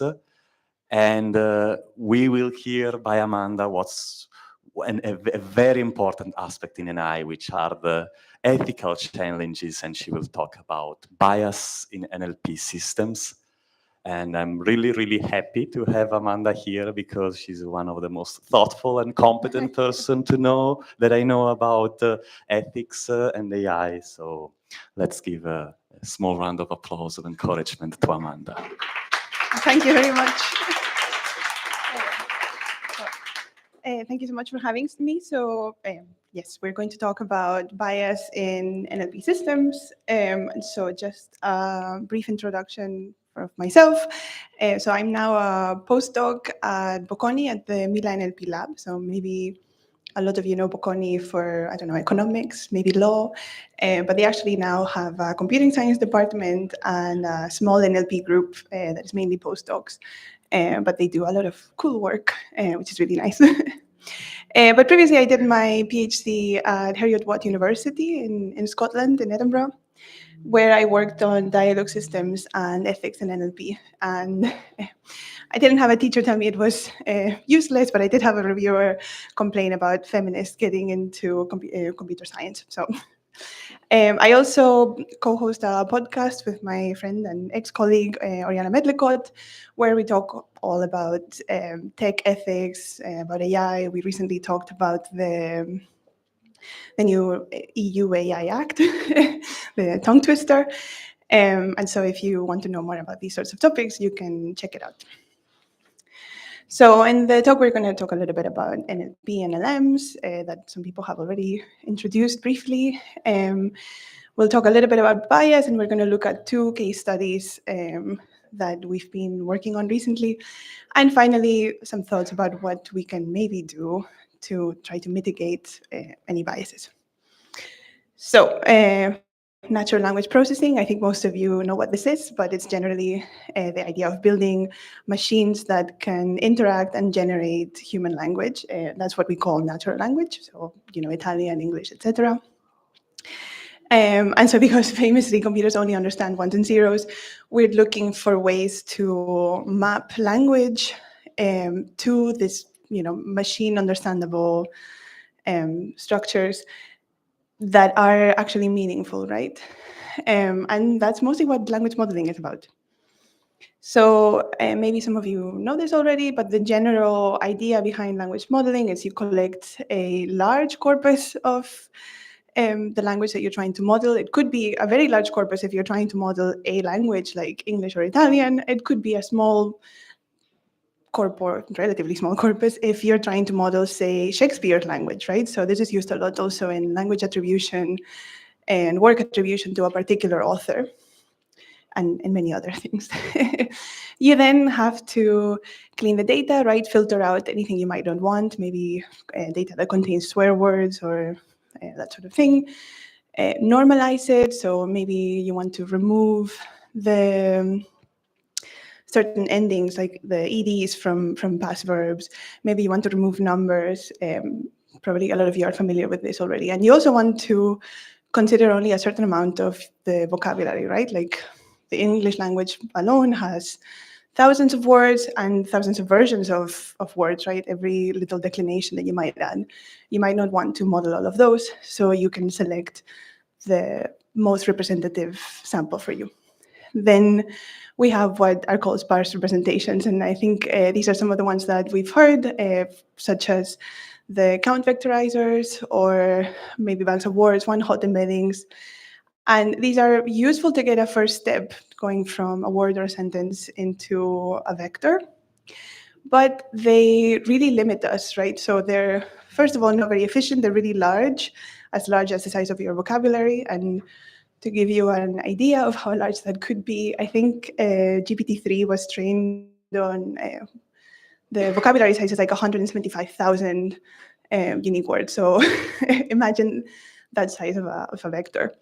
So they also don't tell us much about the meaning of the words or the relationships between the words. And that's where we try to extract more dense vectors, which is what we do with language models. So essentially you can train a neural network to model language, maybe with predicting the next word in a sentence, maybe with predicting a word given the context of the rest of the sentence.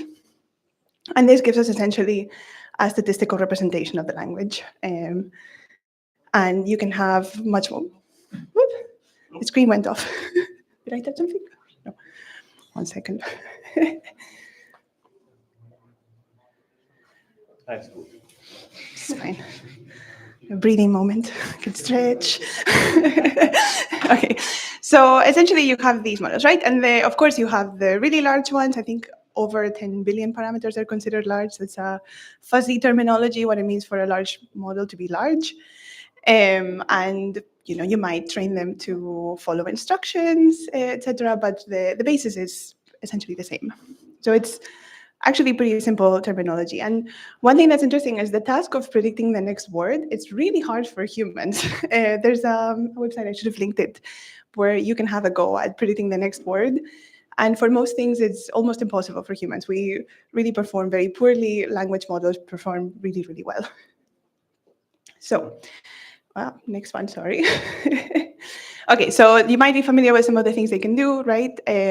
Maybe some of you haven't realized that you are interacting with language models and have been interacting with language models for a long time now, every day, probably all day. So text prediction, those are language models. And the cool thing is they also learn about your own language. You text on a daily basis in like 3 languages, and it gets a bit confused if I forget to change the language in the keyboard. Of course, you have ChatGPT, that is essentially the same technology, predicting the next language, the next word. And they can do this in many, many languages. I don't know if you've tried it, but you can get ChatGPT to answer you in Napoletano.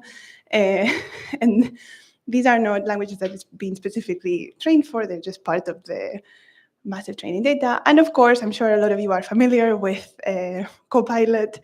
So you can even do this with non-human languages, programming languages. They follow the same principles, that certain sequences are more likely after other ones. Now, one thing that's important here is how do we evaluate whether a language model is a good model? It depends a little bit on the exact type of language model.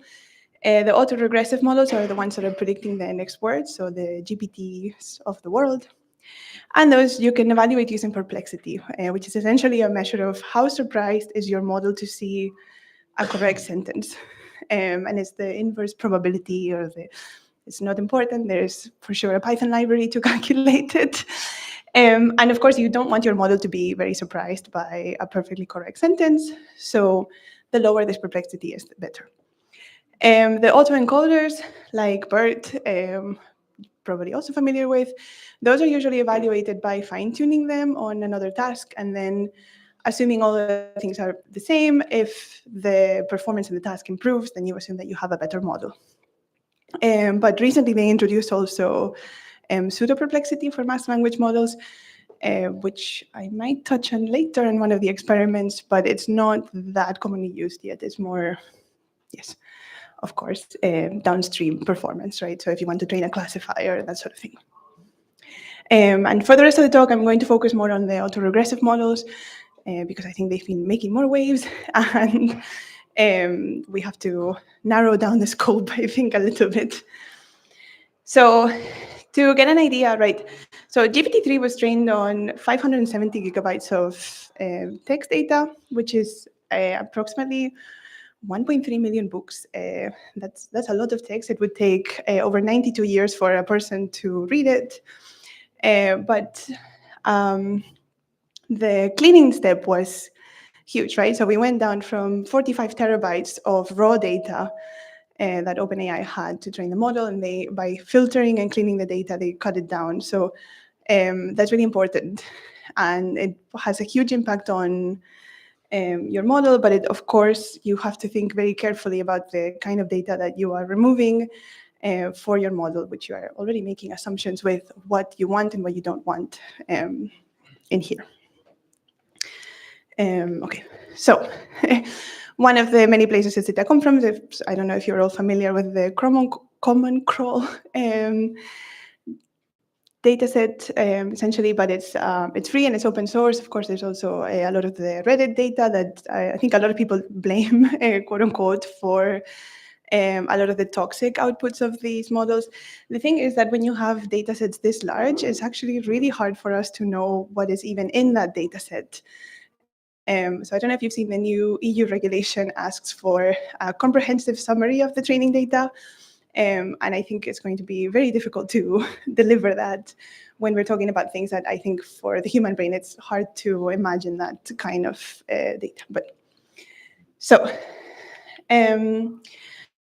of course, the models have many capabilities. They can generate human-like language. I mean, I think, and we know they've done studies now, right, that ChatGPT's outputs are almost indistinguishable from a human. I think some of us, you can tell, right, that it's, so one funny thing about these sort of models is they don't have a sense of rhetoric and they don't have a sense of structure. So you can often notice that they go like, blah, blah, blah, blah, blah, blah. And because of that, blah, blah, blah, blah, blah, blah, blah. And because of that, but these are some of the telltale signs, but often it reads like word salad, but it's not that obvious. And we cannot often tell what is what. Also through next word prediction, they're very good at memorizing facts that have been like that for a long time, that don't change, right? If I say a dog has 4 blank, most of you can probably guess that it's 4 legs. And through this kind of, I guess most accidentally, they can memorize these sorts of facts. Of course, it doesn't help when it comes to new world events. So you may remember that when ChatGPT came out in 2022, it was trained with a snapshot of the internet from 2019. So it had never heard about the war in Ukraine or COVID-19, etc. And so through all of these things, it can also learn myths and stereotypes. So did you know that ChatGPT, I think now they fixed it, but it thought that bulls are attracted to the color red. So that's a myth that a lot of people believe, that we see a lot, right? I think, how many of you just found out the bulls are not actually attracted to the color red? So it's not a fact, it's just a myth, but these models will believe that. So they learn these things. They also, if you think about human language is the start of human history. That's the point where we start writing things down. Is what we think of today, like what we define as human history. So the language that we write describes who we are as humans, and it represents our values and all the stereotypes, etc., that we have. And you can see where I'm going with this. So speaking of training data and stereotypes and things that we learn from humans, who has heard of Tay? Only one person? Really? Oh, come on, guys. So Tay was a chatbot that Microsoft put on Twitter in like 2016. I have a slide, yes. And it was the state of the art at the time. So it learned from its interactions with humans. It was like really cute, right? It starts with like, oh, I'm stoked to meet you, and humans are super cool. And I think it took, I want to say 16 hours, but it was definitely under 24 hours of human interaction that it had to be taken offline because yes. So this is the kind of course, this is an extreme example, but this is one of the least offensive things it was tweeting, I'll just say. So, these are the sort of things that models can learn from humans. And so this really makes us think about biases, right? As humans, we have biases. And so how can they maybe be reflected? So really think about your training data and how you filter it. So what is bias? Recently, we had a little conference about bias in AI, and the first question everybody was asking was, what is your definition of bias? So it's a little bit nebulous how to exactly define it and how to measure it in AI, but you can think of it as making systematic errors or systematic judgments that discriminate against one group or another. I like to think of it as like the models and the system should be just as bad for everybody if they're not going to be great. But let's think about this a little bit more. In general, there's a framework that Kate Crawford introduced, thinking about bias and the harms that it produces as either harms of representation. So is it skewing, is it painting certain groups in a particular way, or is it even denigrating them? So do you remember the Google Photos fiasco where it labeled Black people as gorillas? So that would be an example of representational harm. And by the way, the fix they did was that Google Photos cannot label gorillas. Even today, so this happened 5 years ago, they haven't managed to fix it, just to reinforce the point about the training data. And on the other hand, we have harms of allocation, which is when systems give worse performance to certain groups.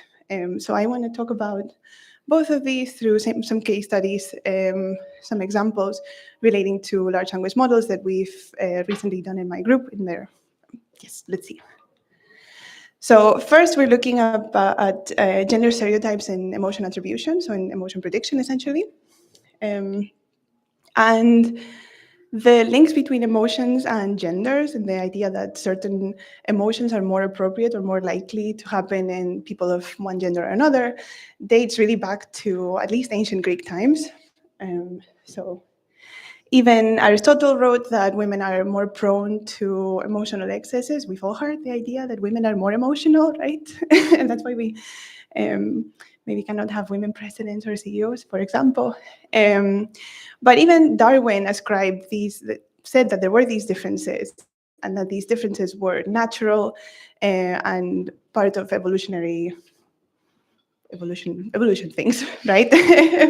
So I will say that, for example, actually a lot of evolutionary biology is now being questioned, but I won't get into that, that kind of worms.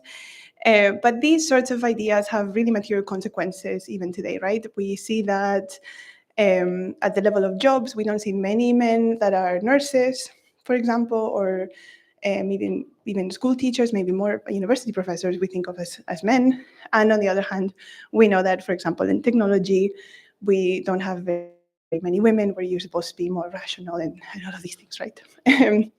So this is meaningful. The question is, do large language models like GPT-4 and stuff also reflect these views?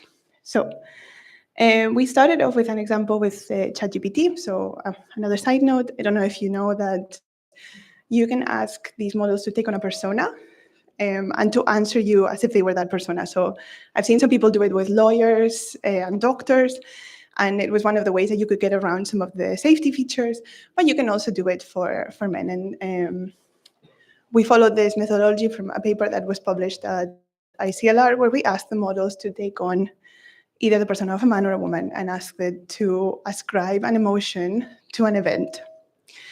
So the event in question is that you had an argument with a dear person. Maybe what do you think the emotion ascribed to a man in this scenario is? Can you guess?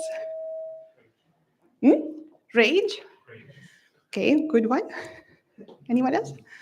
So yes, basically yes. we called it anger because rage is a shade of anger. So if you're familiar with there are some theories that said there are 5 or 6 basic emotions. They can never agree, but anger, rage is one of those. Now, in the same scenario, when we ask for a woman, how does a woman feel when she has an argument with a dear friend? Sad? Correct. Of course, this makes sense, right? It's intuitively, you think, you can imagine. It doesn't, none of it feels surprising. So we did this with 7,000 events, and we asked all of these models. So we had GPT-4, several versions of Llama, and Mistral models. And here's a graph of the distribution of emotions that the models ascribe. So in green, you can see the emotions that were attributed to men, and in purple, you can see the emotions attributed to women. So you can see 2 very clear peaks at frustration and anger. Frustration is essentially another flavor of anger, right? And instead for women, we have emotions like sadness, guilt, disappointment. On the opposite end, we have the positive emotions of pride and joy. And you can see that pride is ascribed to men, and in turn, joy is ascribed to women. Why is this interesting? So I think Corrado was talking about anger. Anger is an emotion that signals injustice, and that something has been like taken away from you that you are owed, right? It's a sense of entitlement. Pride is something that you have that you should be proud of, something to, I mean, yes, proud you should be proud of, but and like I said, frustration is a shade of anger. These are emotions that signal agency, that you have value. And in turn, emotions like sadness and joy are actually very passive, right? So while anger is a call to action, to right a wrong, sadness is sort of ultimate helplessness. You lost something. And so they really speak about the stereotypes that we have about men and women and the appropriateness of these things. As another sort of sanity check, we actually asked the models to give us explanations for each one of the predictions. So here I have an example where we actually already told the model that you should feel guilty, but the explanations that it gives for the guilt for both of those are very different, right? And they clearly are pointing already at socialization and gender stereotypes that we have. So this belief that women are inherently flawed, that their actions and feelings are not valid, right? Like women are so emotional, you're being unreasonable. And in turn, the idea that men need to avoid feeling emotions or expressing emotions and instead focus on their strength and stoicism. And we had some other really weird ones that if you want, you can read the paper, which is available in archive, so it's currently under submission at a conference. There are more experiments that could be of interest, a lot of more examples. We do an analysis of the performance in terms of using this as like a classification model. And it's very interesting. I recommend the paper. So as a second case study, we're going to look at allocation harm, right? So remember, this is where the performance of the system varies based on the social group. And so one thing that I think is maybe not quite as obvious in Italian as it is in English, but your social class really affects your language use. So like I said, I did my PhD in the UK. My mom is from the UK. And so in the UK, there's a lot of talk about social class, partly because the minute somebody opens their mouth, you know immediately about their socioeconomic background. But this was also validated by William Labov, who was the father of social linguistics. Social linguistics, not psycholinguistics. That's what I said, but anyway. What he did for his PhD was basically go around different department stores in New York and ask for something that was on the 4th floor and recorded how the R sounded in the different department stores. And he found that there was a correlation between whether they pronounced the R or not, exactly like 4th floor or 4th floor, right? There's a correlation between that and the social class of people. And this is sort of the thing that kickstarted the study of social linguistics. So since then, there's been, of course, a lot more work looking at social class and language. And we know that it not only affects your accent, but also your syntax, right? So the structure of the words, the sentences that you use, and your vocabulary. So this is partly because when you're growing up, your parents don't have, if you're from a working class background, often your parents don't have as much time to interact with you, for example. But we know that people of higher social status tend to use more abstract words like liberty, that sort of thing. So big differences. But for something that affects language so much, a lot of NLP hasn't really considered this, right? So even in the literature about bias, we've considered gender bias, and we've considered racial bias in NLP. But we haven't looked at a part of language that I think is very important and that intersects all of these. And so because of the functions that NLP systems have today, right, we're using them not just to create systems like ChatGPT that can help you with your homework, with anything you want, to write some case law if you want, but also as mirrors to study society, we have to think about which part of society are we really mirroring by, like, whose language are we really modeling here, and how is this going to affect everybody? Because I think nowadays you don't need to be upper middle class to have access to technology.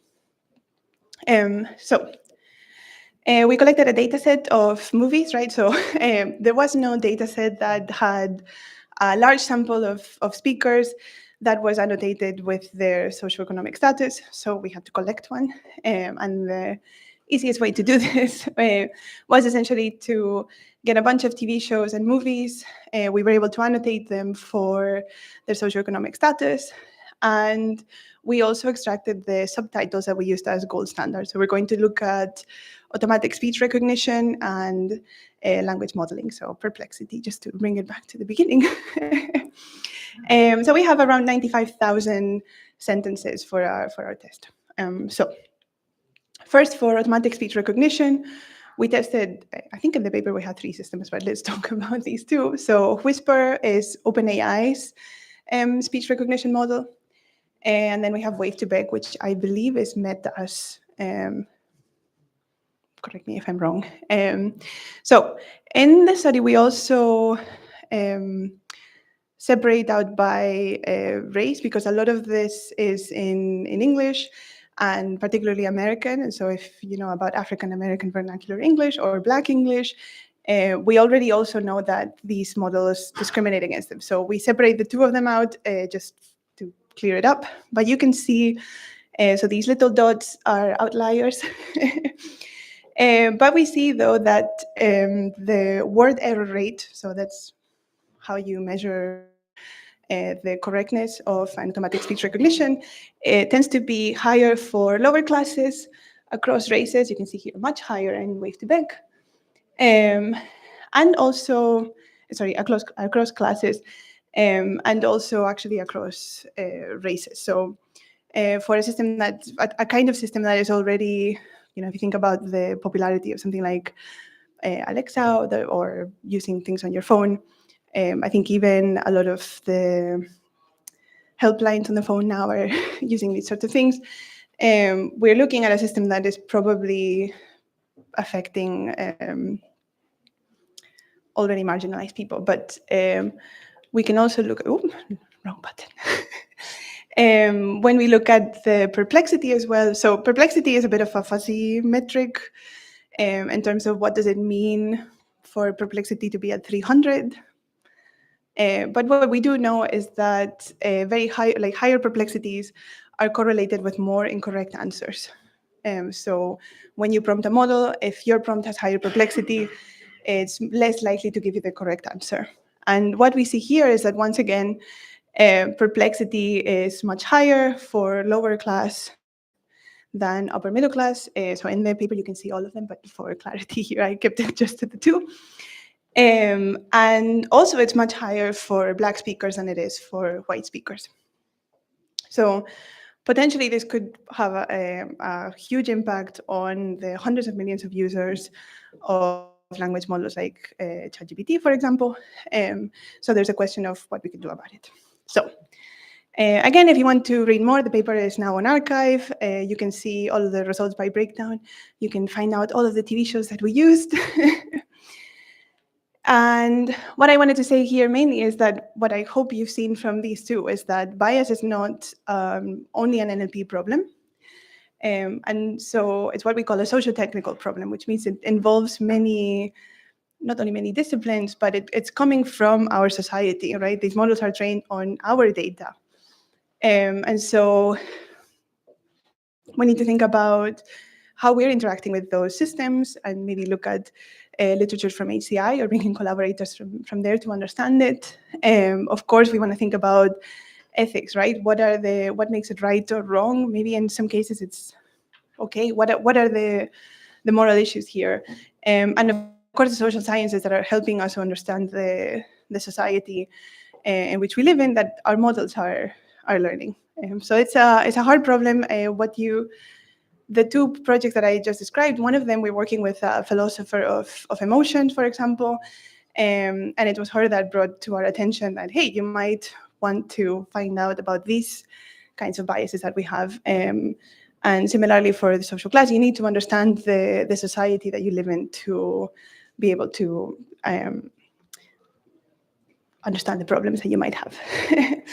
And so models, maybe it's a little harsh, but I think they're inherently deficient, right? You are simplifying the world. You are making some assumptions, and I think we are not always clear on the assumptions that we are making when we create these models. So what this says to me is that these stereotypes, it's not that they're an exception that the model happens to be picking up. We're building models to be general, and they're really quite the norm in the data. And while curating the right data is really key, it's not the only issue, right? So the model that you choose, how you filter your data, remember going from 45 terabytes to 570 gigabytes. It's important thinking about if you're scraping Reddit, maybe which subreddits you are looking at, right? And so if you're looking at building classifiers and stuff, you can have a look at the survey that I linked, which is really nice, very thorough about all the sources of bias and mitigation strategies for this sort of thing. For mitigating bias in large language models, it's a very active area of research, but it's not going great so far. So it's so deep-rooted, right? We're talking about really such an enormous data that is not going to change overnight, even if we all of a sudden become super equal as humans. And so right now there are a lot of alignment methods, like people are working on, let's say, the reinforcement learning from human feedback. What happens with these methods is that we end up with exaggerated safety, where the model ends up refusing to answer very perfectly harmless prompts, and essentially they're much less useful, right? So there's this sort of tension between safety and usefulness.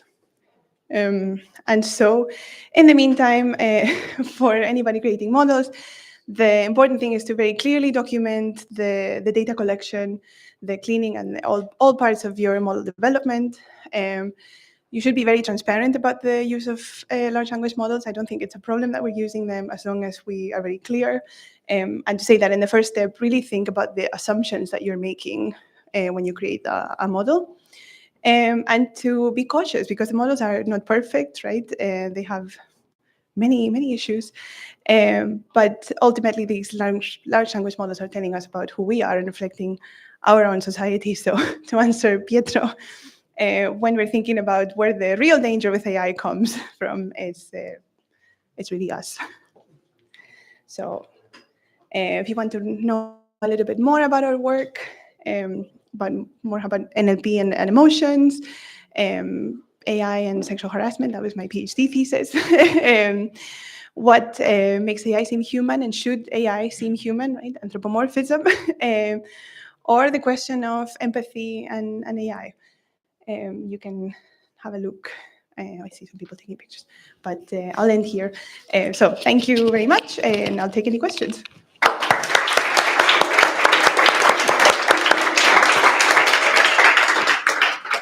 Thank you very much, Amanda.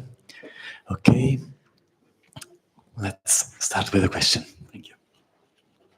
Hi, thank you. Hi, everyone. Thank you for this great speech. Very interesting. I have a question. Maybe it's very simple, but what, in your opinion, very personal, what do you think is best? Like if you have to choose between, like, for example, Gemini, where, for example, people ask for about picture of the Pope and you show like a black girl, or for example, GPT, where you show us that it's very, it has some bias and something like that. So do you think it's, of course, the best thing is to just to fix and go into the middle, but is it better to how far are we willing, or do you think are we willing to go from like reality? Because of course, as you said, the models reflect the society. So of course we would like society without bias, but it's something that it's not real at the moment. So what do you think is the trade-off, and what do you think should we do? I mean, it's better Gemini with their approach, which is maybe it's bias-free, but it's very far from reality, for example, or it's better like to be stuck with GPT and its problems. Thank you. So I think it really depends on your use case, right? Part of it is that you can use these models to study, right? Do you want it to reflect the world as it is? Then you maybe want the model that is biased, right? And that goes for academic research or any kind of research where you're trying to understand the society that you live in now. Or do you want to kind of like think outside the box a little bit, right? So I think you don't have to choose one model and like marry it, and that's the one, right? But understanding what each model is bringing to the table, I think that's the thing that should guide your decision there, right? So yeah, I don't think we have to think about, oh, there should only be one best model. We can instead think that different models have different capabilities, and you should know which one is the one that you need for your specific use case. Okay, who's next?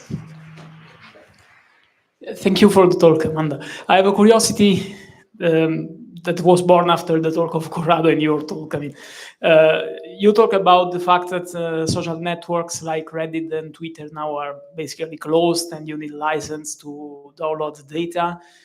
You talk about the dimension of GPT dataset, 45 terabytes. So I wonder in the future, especially maybe for small companies that do not have so much money to pay the license, what is the risk? How do you evaluate the risk that the next models will be trained on fake news, wrong information, and they will become stupid instead of more? Because I see from one side, the technology is going better and better every day. From the other side, the data availability is going down because companies now understand that they can make money with the data. So I see a risk in this sense. I don't know, how do you evaluate? How do you think this risk is? How do you evaluate? So I think I read in a paper recently that in only a couple of years, the majority of online data is actually going to be generated. So yes, you certainly have this problem of like now the models are going to be learning from models. And so part of me is very curious about the kind of word salad that's going to come out of the models when they're just trained on their own word salad over and over again. I think there are like a couple of points that you touched on. One is, yeah, smaller companies that don't have the budget. How are you ever going to hope to even compete or tackle companies like OpenAI? I think maybe this is where regulation is going to come in, because right now I don't see an easy way to do it when, like you said, companies like X, formerly known as Twitter, or Reddit are closing their things. Maybe we'll get back into building a lot of scrapers and just... Which models are trained on model prediction? I see very risky here. Yeah, I think it's already happening, right? So there's a lot of papers now using models as annotators, and that's one of the things that people might be using these large language models for. With, for example, the emotion attribution is already to even label data that you can then, for whatever reason, train another model on, or even run other studies on and try to make research through models that are this flawed. So I see your problem. I am sorry, the point that you're making. I'm not sure, without regulation seriously stepping in, and the idea that we have to find a way to label which data was machine generated, and therefore probably we should not want to model so much. It would be kind of pointless. Then yes, but I am quite the regulation advocate. So okay, Andrea. Thank you for your talk. Can open source help to solve the bias and bias problems, like open source models, open source, I don't know, techniques, and what your thought about? So I have a very pessimistic view of what's going to help with bias.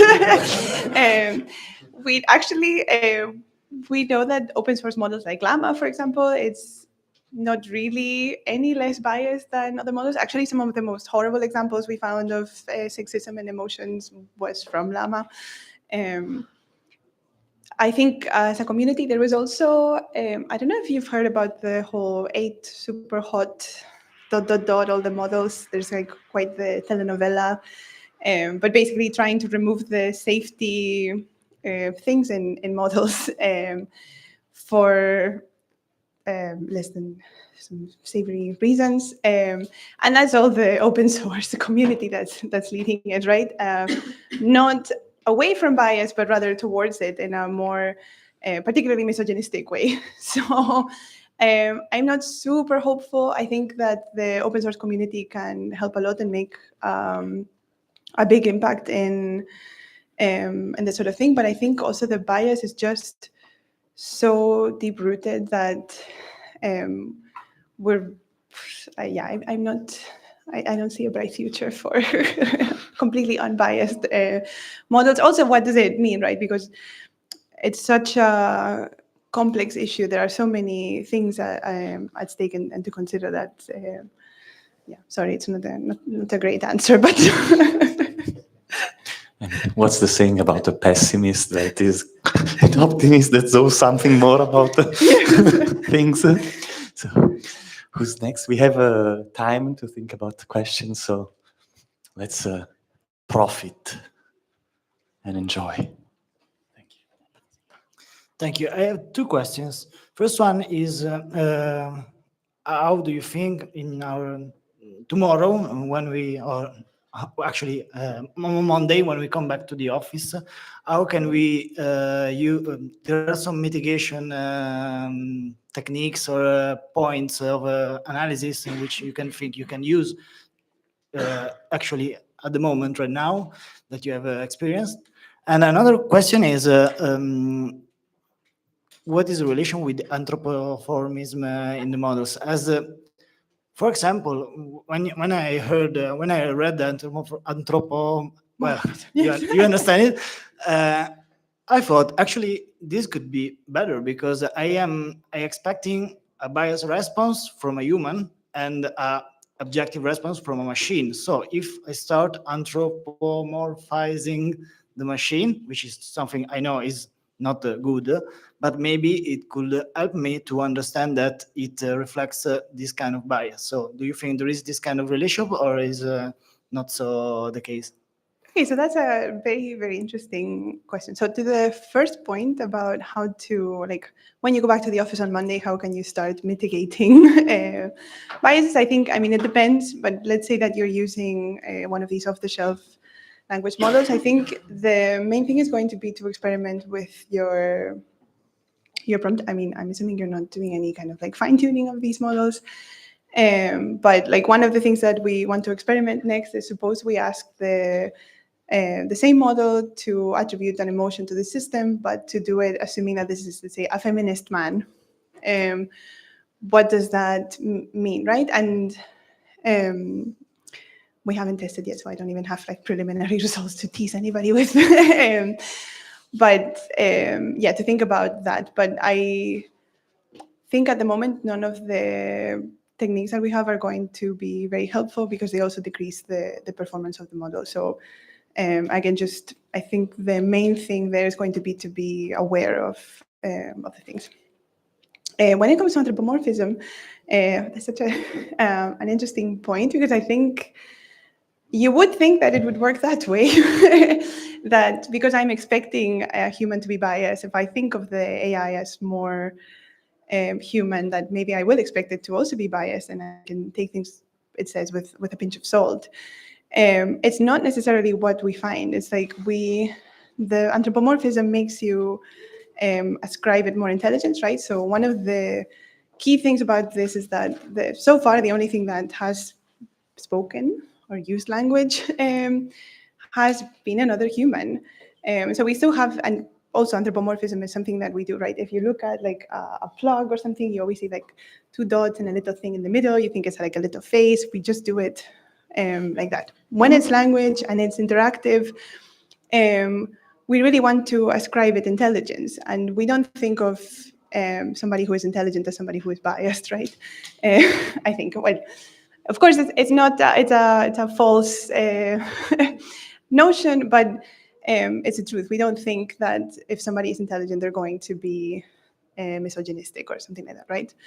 And so, unfortunately, it doesn't work that way. We think, oh, sure, it sure seems human-like, but only in the good ways.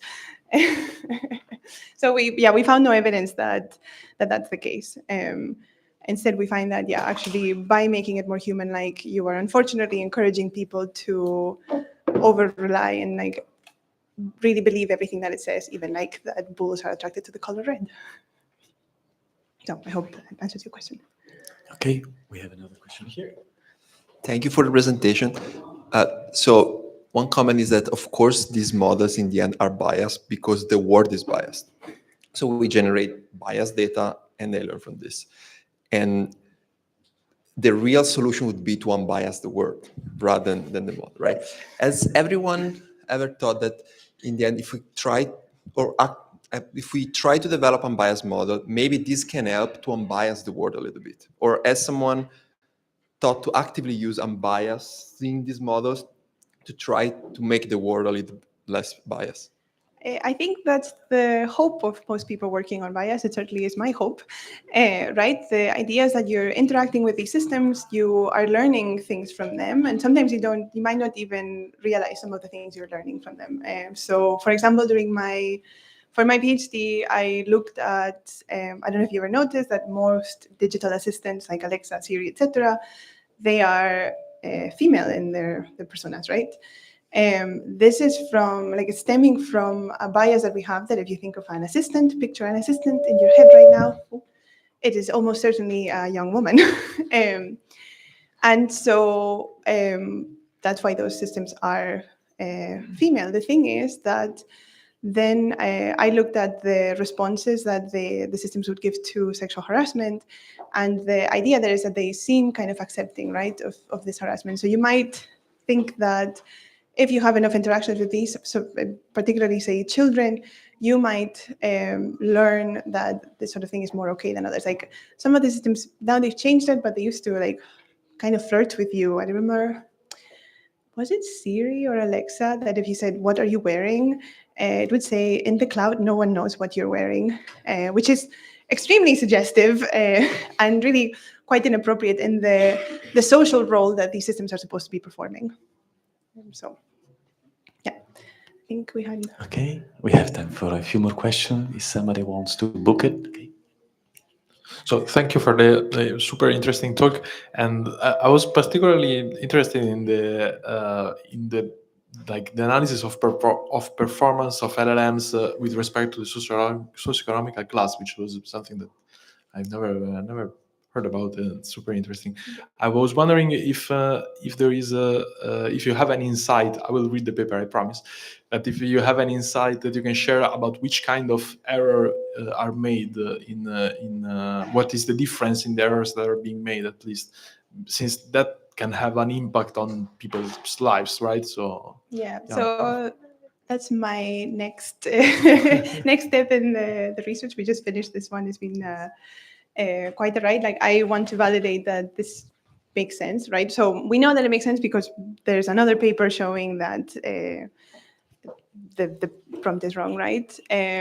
But I see as the possible of wrong answers in sort of two ways: wrong answers that sound coherent but are giving you false information, or wrong answers that it maybe will refuse to answer. It gives you and maybe if this happens, out of frustration, you stop using the system, which could disadvantage you, right? Already in a society where everybody's using these models, and obviously if it's giving you false information, that's very serious. So that's sort of the next step I want to look at. And also thinking, of course, about how to mitigate this thing. Like, there's a lot of work now also trying to get large language models into education. If these models cannot understand or give wrong answers to people disadvantaged communities is obviously going to be very serious. So if you want to talk about collaborating, we can over lunch. Any more questions? Yeah, here. Thank you so much for your talk. It was very interesting. I think maybe like many, I've learned about bias from the book Thinking Fast and Slow. So this theory of two minds.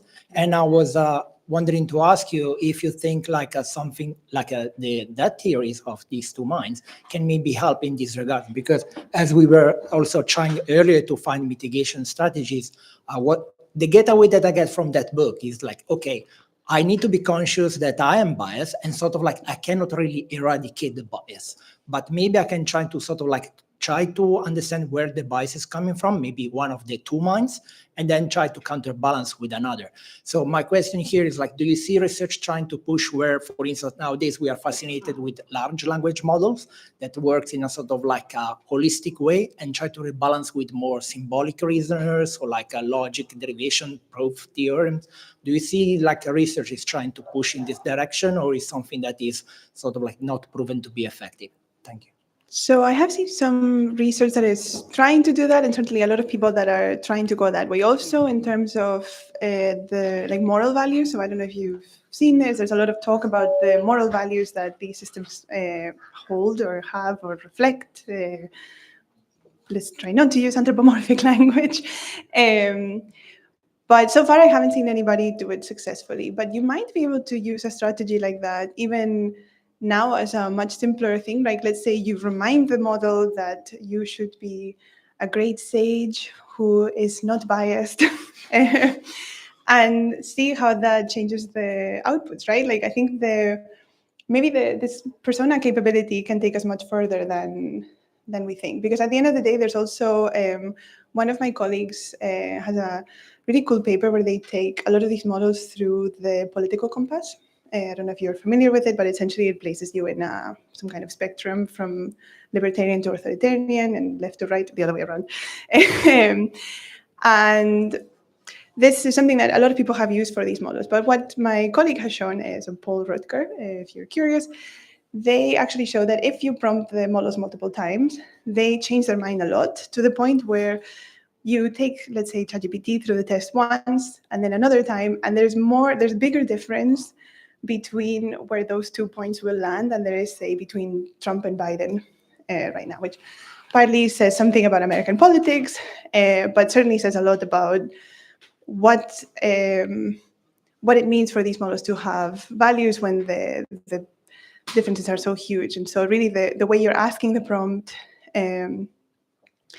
makes a much bigger impact than maybe we might want it to, right? We know they're super sensitive to exact phrasings, etc. But I think that's a really nice suggestion, and hopefully we see more research in that direction, because I think that's probably the way to like ground them into something real, let's say. Okay, thank you again, Amanda. Feedback. Escape from this. This is not bias or something like that. This is interactive. some ways. So thanks again, Amanda, for the great presentation and the Q&A. I remind you that speakers are here, so if you have more questions, you can reach out to them. I also remind you that there are interviews published of the speakers on YouTube ArgoVision channel, so that's one of the reasons why, well, I didn't have time, but I also made some questions, and it's really, really interesting, I think, this area, because especially dealt with so much rationality, it helps you a lot to try and think of the ways that you can do things to do better, so learning more is really great. And so let's give a round of applause to Amanda. Thank you.